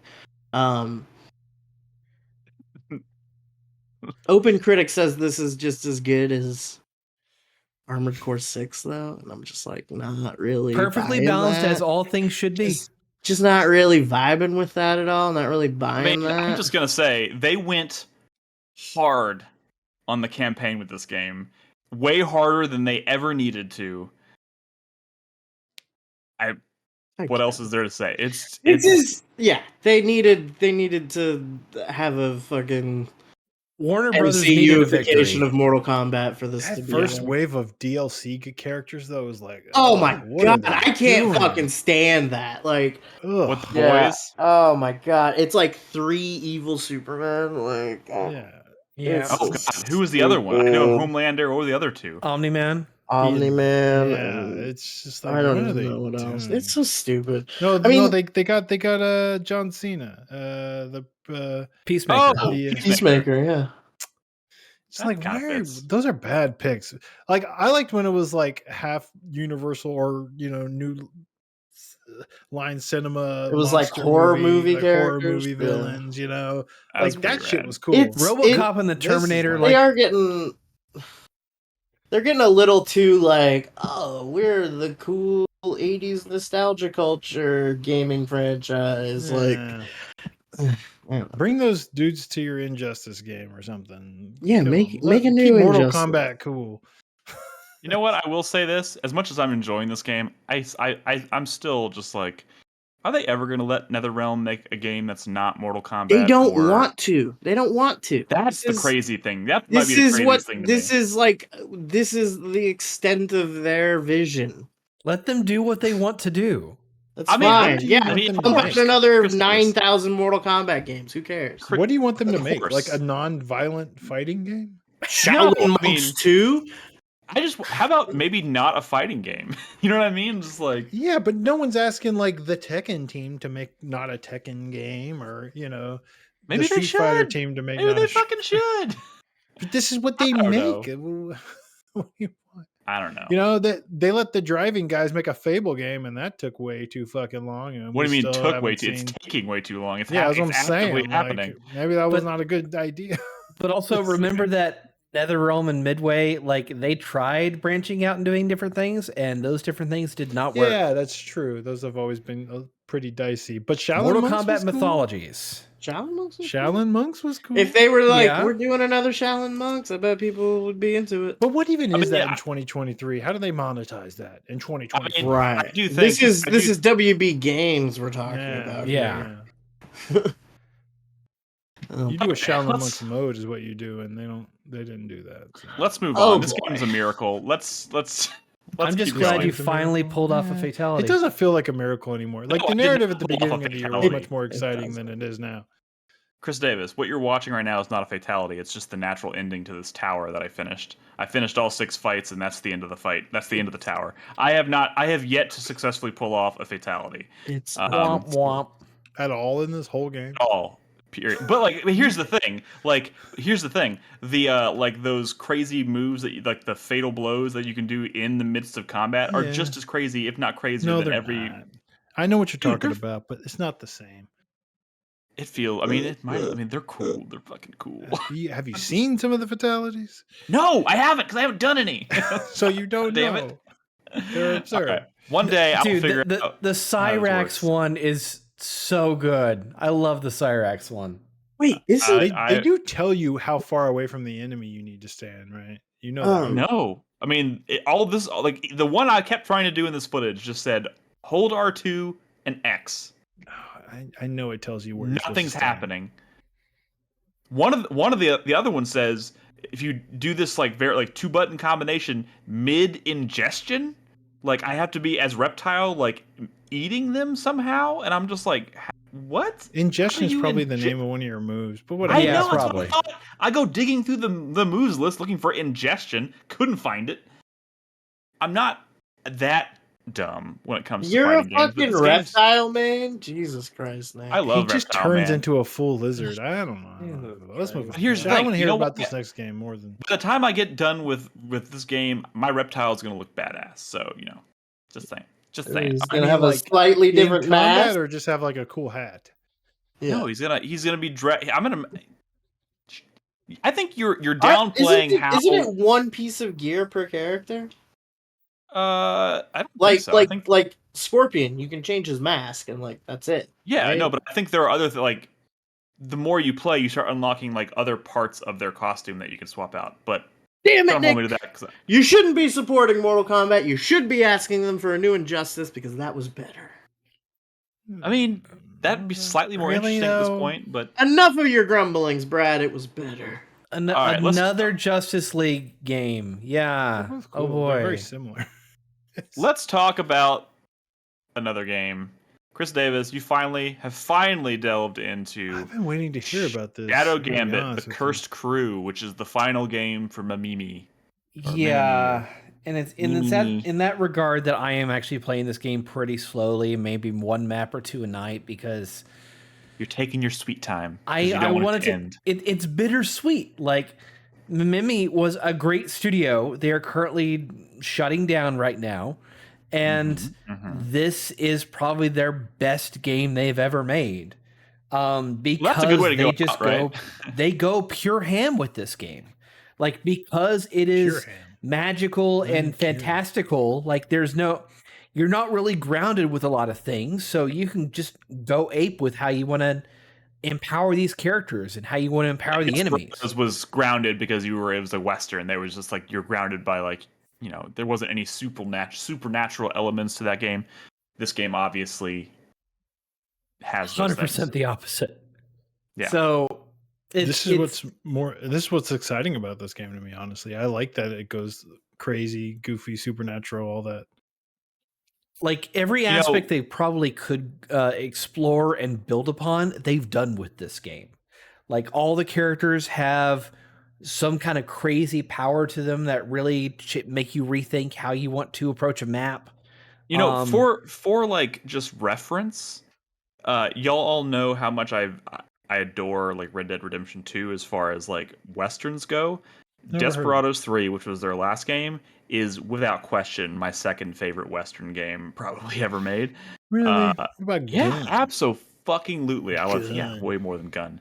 But obviously the only thing I remember from Gun is like the final mission where one of the characters like says, "You want me to get your arm back, right?" As he's like trying to jump onto a train or something like that. What about Call of War as Bound in Blood? I did not like Bound in Blood. I liked Call of War as Gunslinger more than I liked Bound in Blood. Okay, that's fair. That's just me. Well, anyway, Shadow Gambit is really cool in a lot of aspects. Number one, I mean, sure, pirates. I'm not really a pirates kind of guy. That's not kind of my thing. But what they do with this is pretty cool because you start out with a singular character. You rescue this ghost ship called the Marley, which is possessed by this spirit, and from there, crew. Yeah, you build out a cursed crew by collecting these black pearls and using magical soul energy to revive them from the dead. That's pretty cool. And you can actually control which ones you want to actually invest in. Because it's just a bunch of corpses that are littering your deck. You choose who you want to revive first or in what order. That's cool. So like Desperados 3 had kind of like a set cast of characters that you work with. In this game, you're choosing from like a bigger group. It's a like bigger group. It's not a big group. It's like 8 total characters, I think. But they all have their own backstory and character to them. They all have special abilities to them. They also, new to this game compared to Desperados and Shadow Tactics, they also have their own side stories that they're going on. So you'll, in between trips to islands, you come back to the ship and you can do a crew tale in which you take control of them and you go on this mini side quest story that explores them coming back to life and taking care of the crew or going on adventures to benefit the ship. And it's cool. When you say benefit the ship, are there actual ways in which like are you managing the ship itself, or is all of that stuff focused on like the characters themselves? Is there like stuff do you like build up the ship over the course of the game or anything? I don't know. Kinda. Like I don't think I'm far enough into I don't think I'm fully into Act 2 yet. But from where I'm at, like every time I go back to the ship, like there's a new skeleton roaming around the crew. There's visual changes to the ship, like the Sulady, who was the first revived character that I did. She is she's the ship doctor, but she's half person, half plant, and so like she's half plant. This game, Nick? Real talk. Yeah, I mean it's been a while. These characters are like zany and they absolutely are. Chris Davis. There's a character who top has half a big, or bottom half. Full, like she's that's an important question, Nolan. There's a character that has a big cannon, like a big cannon, and I they just sneak got her. up and they like they people grab with the it? person in the cannon. They and then shove can them shoot into the person out cannon, of the and you cannon. can launch the body across the map or at other enemies to knock them out. It's pretty rad. That's pretty rad. And you could do that with your companion characters too if you need to get them across an area. Important. It's Looney Tunes almost. It is. It is important, I think, 'cause, we haven't really specified this. If you're not watching the stream live where we're showing footage or whatnot, you may not realize, like, Mimimi has always kind of made a very specific kind of game. It's tactic style, so it's isometric, top down stealth tactics. So you're like moving your character on a map. You have a limited range of movement depending on the character. All the characters have their own set of abilities. They've clearly kept a lot of the stuff that I thought was really smart about Desperados, which was also probably the case in Shadow Tactics in terms of like how the visual language of their games is brilliant. Like the way they communicate whether you're hidden, where you are in relation. And like Desperados was so great because it was all about like taking risks, can I sneak into this building and pull this thing off before this guy sees me? Can I find a hiding spot before this guy comes around a corner? And so much of it was like just like clutch, just like, oh my god, I can't believe I pulled this off. I know, but like it's clearly kind of the same here. Like they've kept that DNA. It's obvious. It's if Hitman was an isometric tactics game. This is so like experimentation is the name of the game with Mimimi's titles, to where it actively encourages you to retry constantly. And in fact, into the lore, right? In this game, it's specifically built into the lore because from your perspective, you are actually playing as the ship guiding characters. And when you do that save, that's the ship saving a memory of the events that happened at that moment in time. And you then transport the crew back in time to try it differently. So yes, they've written it into the lore. Yeah. So but Nick, it's done in a fun way. If Hitman wrote your reloads into the lore, would you be more accepting?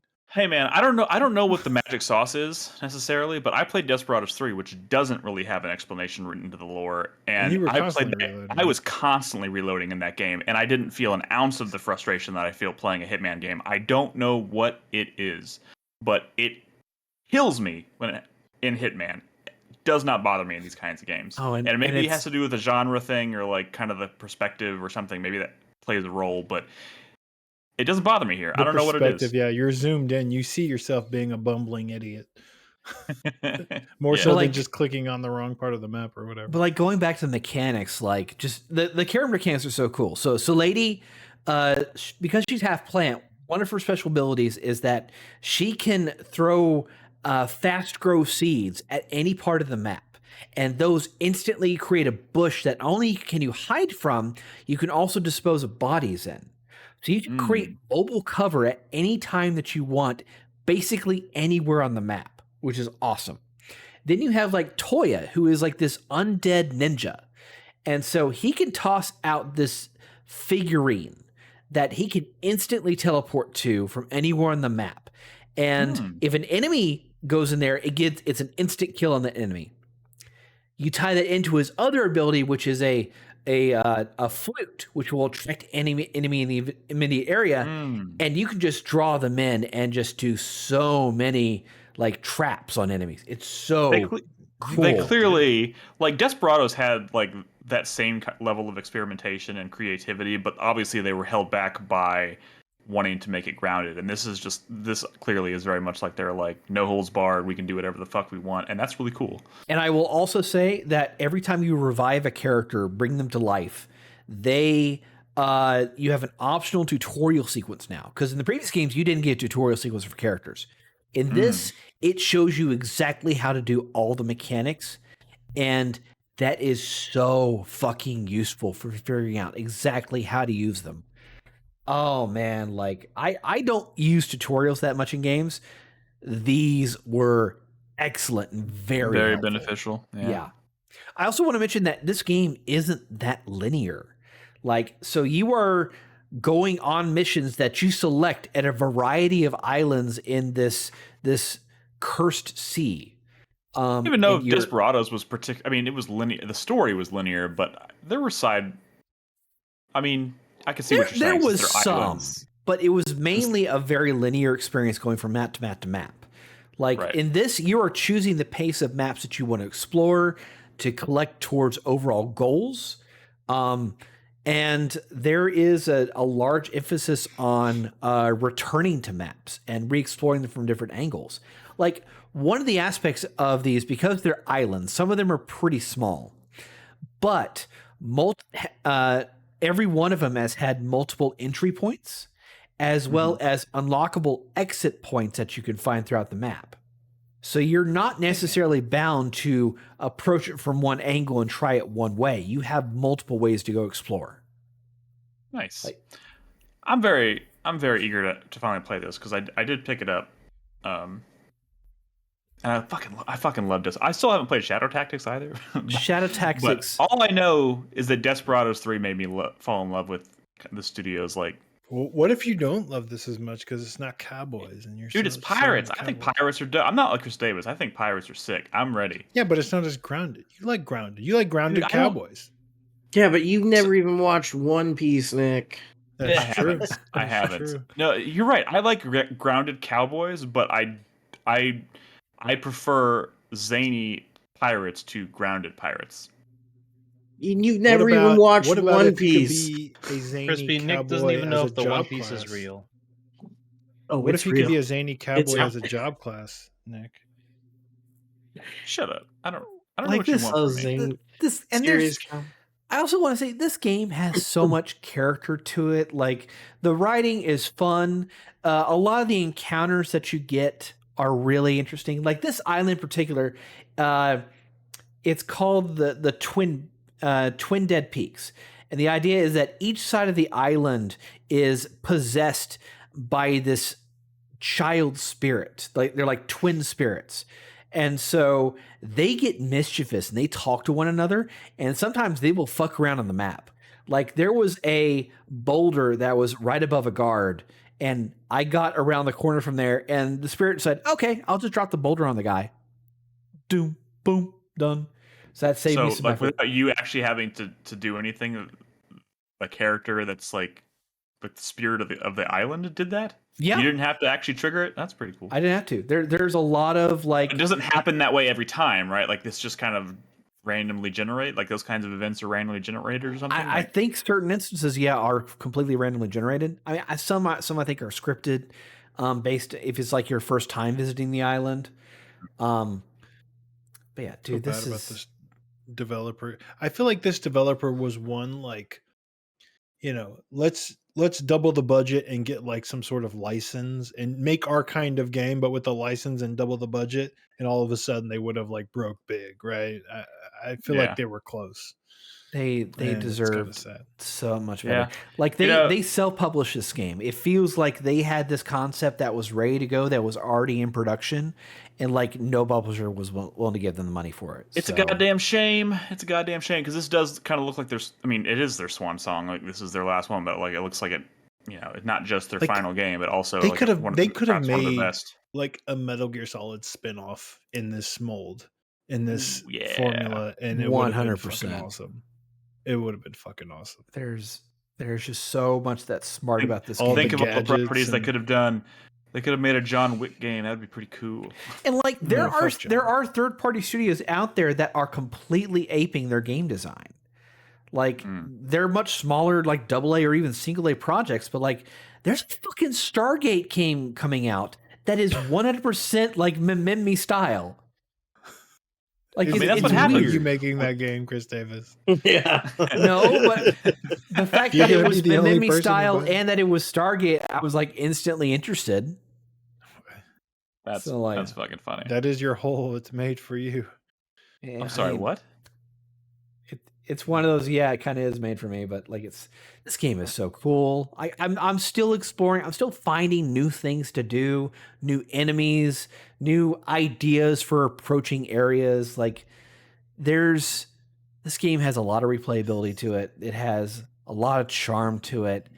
And it's just everybody should play this, and if you like this, you should also go play Desperados 3 because that game's fucking sick. Okay. Play Desperados 3, but also go play Shadow Tactics because I think Shadow Tactics has more character than Desperados. Given that no one in chat has spoken a single word about this game, makes me not surprised this developer went under. Unfortunately, because these are cool games. But I'm guessing the audience is maybe just not there, which is sad. But I feel like still it's a enjoy game this if I can find the time. It Nick feels gives me like it access just to his Steam account. It doesn't have third week the in a row me saying marketing let's do it behind it. tonight. I think for people to actually find it. That's true. All right. This game looks sick. Okay. Tonight's the night, Nick. Tonight's the night. We got to do it right after the show, or it's not going to happen. Let's wrap it up, guys, with the 4-player minute. Brad, would you like to start us off? Sure. Yes. My fuck you for the week goes to Embracer. You know. Yeah. Again. Yeah. Holy shit. Just tragedy. Layoffs. After tragedy. Crystal Dynamics. You know, one Saudi prince, decides to not give them money, and all of a sudden their whole, business falls apart. I guess. And yikes. Not so happy. My sweat is this PS5 Pro news I keep hearing about. No one wants that. Why are they doing that? Does it not feel too soon? Does it feel unnecessary? It feels unnecessary to me. Don't do that. I mean, again. I feel like we've already had this conversation dozens of times. I mean, the PS5 is probably right around the middle of its life cycle. I don't give a shit. I mean, I'm just saying. I don't know. I'm just saying. Cycles, this is the cycle. It didn't have to be a given, and I don't. But it was. It always was. 100%. It wasn't always. Even Microsoft is saying they're not going to fucking do it. It wasn't a given. No, I'm pretty sure that document that we mentioned at the start in the first news segment of this show, there is talk of a mid-gen refresh hardware for the Series X and S. Yes. With the next console coming out in 2028. Version, I don't think no. it was for. They're not doing pro versions. They're not doing upgrades. It's just a refresh. Yeah. The only upgrade that's happening with those, which is just the storage. Like the X is getting 2 terabytes and the S is getting 1 terabyte. Okay, so that's different. Okay, that's different. But otherwise, that's they're stripping out. There's no longer a disk drive in the X. Like, let's throw the old hardware in the trash and develop for this. I don't want it to happen again. It's my sweat. And they're saying as soon as next year for that. That feels wrong. It feels not right. But it felt wrong last time too, and they did it anyways. So well, yeah, but that was the first time making that mistake again. And I don't think those pro models ever became like the top selling models. So I don't even know why they're doing it again. I don't know. PS poor yet again. My hype for this week just goes to the first quarter of next year. It seems like there's all these RPGs and stuff that are coming out, and it's so my shit. I'm just excited. Japan's just killing it. I feel like maybe that always happens at the first quarter of every year because it's sort of the end of their fiscal year. But man, it's just crazy. And one trailer that I saw that's Ayuden Chronicles or 100 Heroes is looking really good. It's looking good. I got my backer email this week to pick my platform. I don't want to get my hopes up too high. I did the same with Bloodstain, and I was very low expectations going in, and I was glad that game impressed. This one, I think it's a much more complicated thing they have to pull off, and I don't know. That last trailer, it was strong. It's giving me hope. I've made my Suikoden. And my thank you for this week goes to Phil. Phil's coming through. He doesn't do it very often these days, but he's coming through. I was really worried about this one. Like a Dragon Gaiden is digital only, as you know, no physical version. I rely on physical versions for rental purposes, but Like a Dragon Gaiden is going to be on Game Pass day one. I'm excited. I'm happy. Gonna play me some Yakuza this year and early next year. Crazy. Absolutely crazy. It's been a good year. Anyways, that's it for me. Cool. Crispy. Okay. I don't have anything except Baldur's Gate to talk about because I am now crossing the 120 hour Threshold. Act 3, I hit level cap, level 12. And let me tell you something. I was a little worried. I was a little worried about hitting level cap. I was afraid that by the time Gale's running around with 6 level spell slots, that, like, the challenge was going to fall off. That it was just going to be a little too baby town frolics, right? And it is not. It is not. Like, I'm still encountering fights that are real dick kickers, like real fucking rough stuff.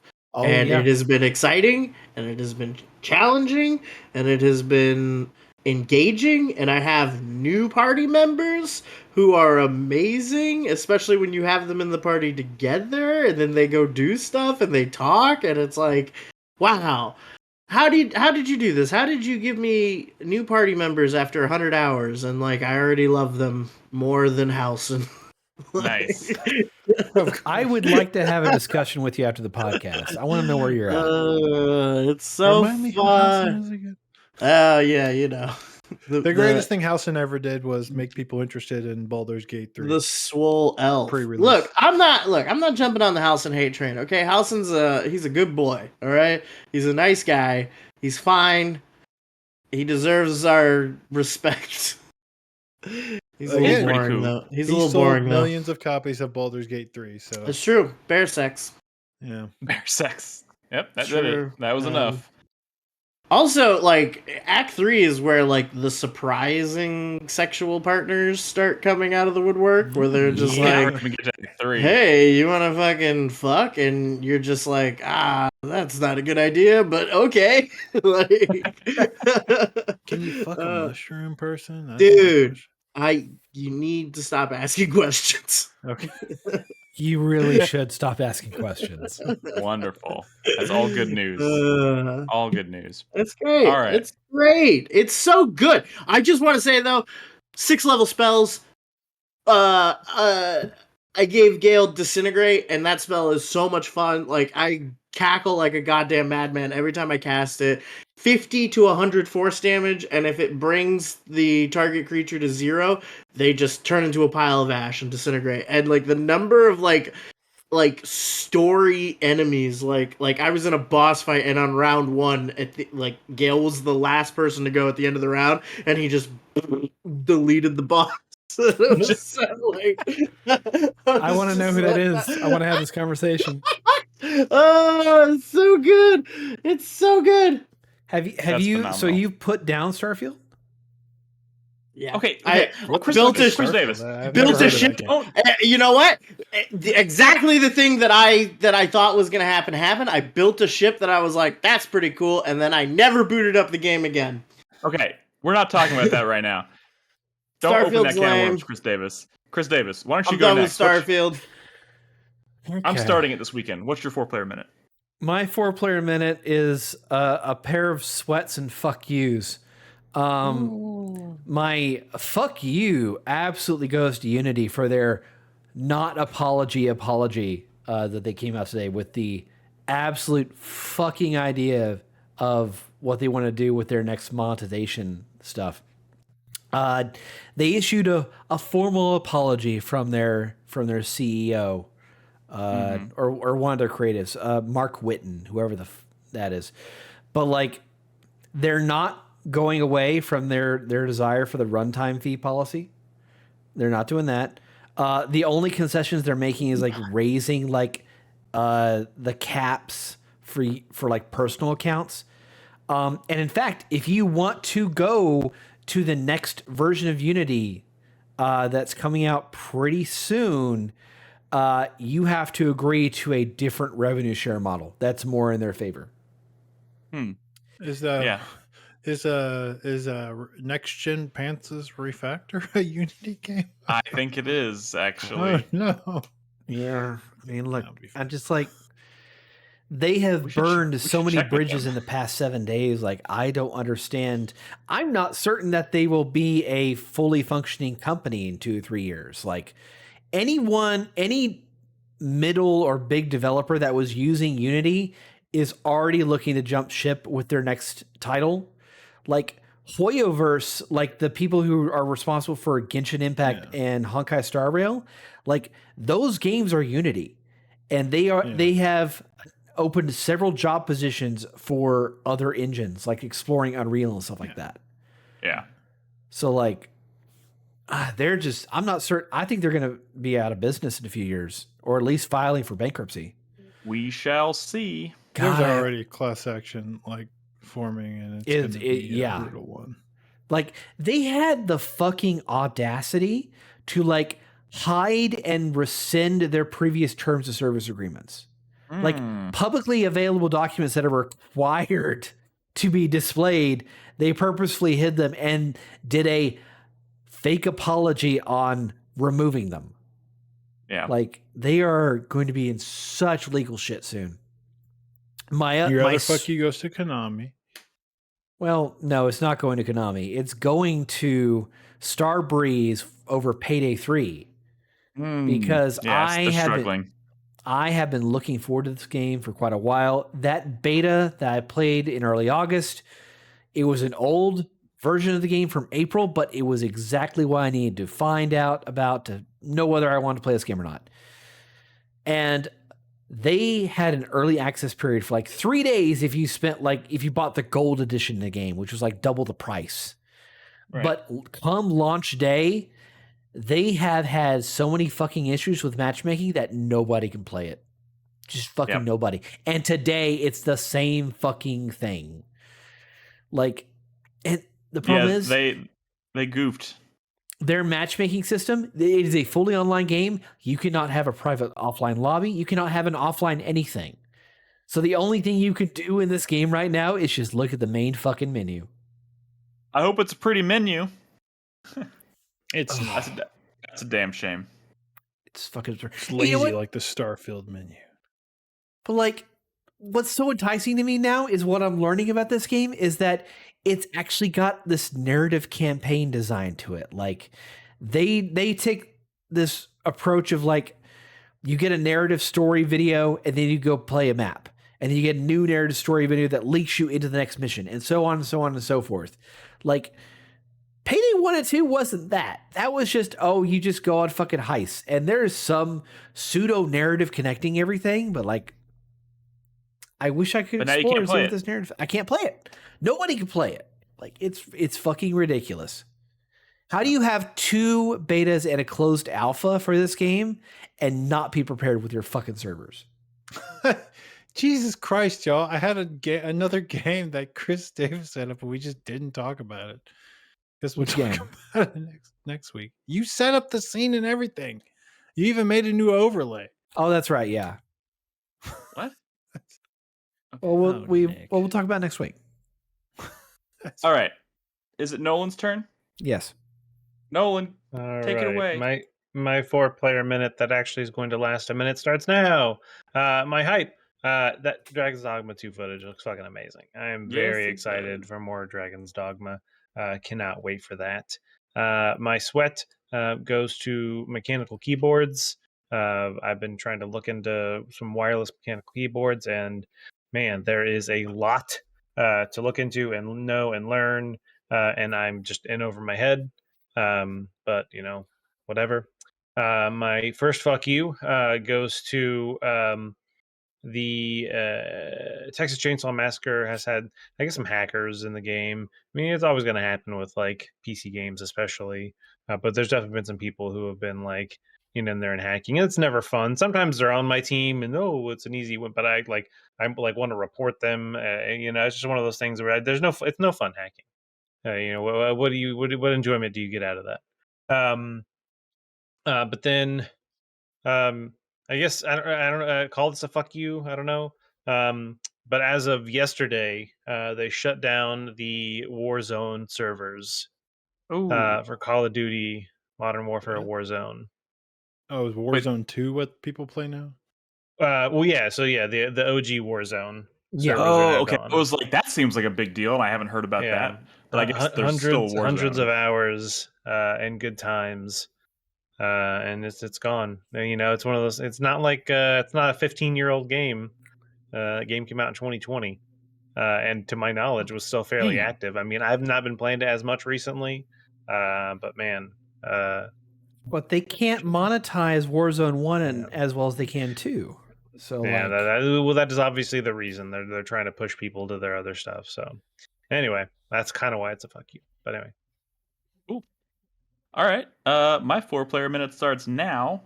I will just say this: I'm drowning in games, but to my surprise, I'm starting to feel like Cyberpunk 2077 is moving up my priority list a little bit. That 2.0 update, I've been hearing nothing but good things about it. People going as far as saying it feels like a completely different game now, a much better game. And on top of that, the Phantom Liberty DLC, which comes out next week, is reviewing very well. Of course, I'm still erring on the side of caution because we know how Cyberpunk reviews what they did to us the first time. But people who are already playing the base game with all the 2.0 updates and stuff are saying, oh my god, this is kind of amazing. This is kind of what we always wanted the game to be in the first place, which is extremely promising. And if the actual DLC drops next week and people, not reviewers necessarily, but if people are playing the game and actively saying, holy shit, yeah, this is good too, I might move that shit up my list and try and play it this year. I didn't even play it more than like 5 or 6 hours when it first came out in 2021 or whatever, 2020, whatever year that was. And I basically was like, this is a broken mess. I'm not even gonna, as far as I'm concerned, this game doesn't exist. So I might try it again, see how it goes. And you don't have a lot of time, Nick. I don't fucking have a lot of time, but I already own Cyberpunk, so I already have the 2.0 update. You owned Wolong at one point. No, I know, but I'm saying I'm actively kind of excited to play Cyberpunk, and I own it. You said you're going to start up Starfield this weekend? Yes, I'm going to finish Sea of Stars and start up Starfield. That's my plan.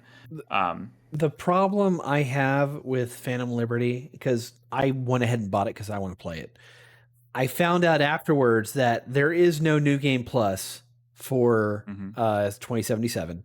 So I'd have to restart the entire game in order to get to that content.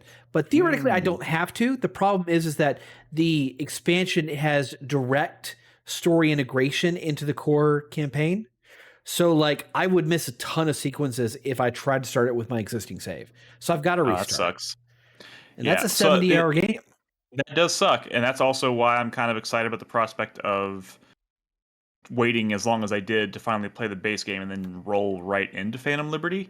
But I don't know. Like I said, I'm still kind of erring on the side of caution. It's reviewing extremely well, but the base game kind of reviewed extremely well, and that turned out to be a huge mess. But it's promising to hear people who are already playing the game now that the 2.0 update's out and are saying, holy shit, this is kind of amazing. It gives me hope. And if it does turn out that, yeah, this is actually, it's not a fake out this time, this is actually for real, I might try and move that up the list. But yeah, that's kind of, I've been thinking about that a lot this week, so that's why I wanted to. You gonna play Assassin's Creed and Mario Wonder? Yes. And okay. Yes. What else? Lies of P. Yes. Lies of P. Starfield. Yes. For all our sakes, let's just leave. Alan Wake 2. Here's what I will say. Yeah. I'm just the worried only about thing Baldur's Gate. The only thing I know for sure, because I'm trying to figure out how I'm going to prioritize all of this shit between now and the end of the year. All I know for sure is that the week of October 20th to October 27th, I know exactly what I'm doing. I don't care what else I'm playing. I am playing Spider-Man 2, and I'm playing Alan Wake 2. And I will finish those. I will blow through those games, and then everything else I'll figure out later. Those games. Starfield. Okay, I'm gonna make a bet. Hot dog bet. There is no way you get to the end of the year with credits on Baldur's Gate 3 and Starfield. That's probably true. I'm not even gonna contest that. Oh yeah. Maybe not either. But here's the thing. I can see myself liking Starfield enough to like finish it, because I feel like I can maybe finish it in 50 hours and then move on.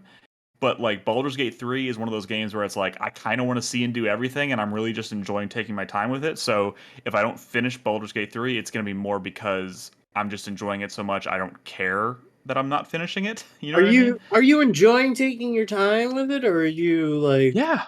Or are you just You're not like a taker timer though? you're like just you prefer thinking about the game than you do playing it? No. I definitely enjoy playing the game. It is my front runner for Game of the Year right now. That I have no doubt. I just tend to prioritize things that I know I can finish quicker. So like if like Sea of Stars was like, okay, I can finish that in 30 hours. I'll knock that out because I know I want to play it. Baldur's Gate 3 is just one of those things that it feels like it's going to be a massive amount of time, and I just like I'm going to just knock out the things that. The good thing for you, Nick, is that there's only 2 games that you're probably want to pick in November, so you could just use that entire month and just focus on Spider-Man. December is going to be a good month for me to play catch up. That's never how that works. Chris Davis, when are you playing Starfield? I feel like you should have already finished it by now. Well, I'm waiting until my new computer's built. That's right. You said that. So that's going to be in the back half of October. I'm secretly hoping, and also not hoping, because I really do hope I like Starfield. But part of me will be kind of relieved if I start playing, and then I'm like, I hate this, because then I can just put it down and move on to something else. I kind of felt that, honestly. That's not going to happen. All right, guys, thank you for tuning in. Thank you for listening. A lot of stuff. Video games. It's getting crazy out there. But if you're not in our Discord yet, please join us. Discord.gg/4Player, the number 4 player. We'd love to have you in there. It's the easiest and fastest way to jump in, be a part of the conversation, be a part of the community.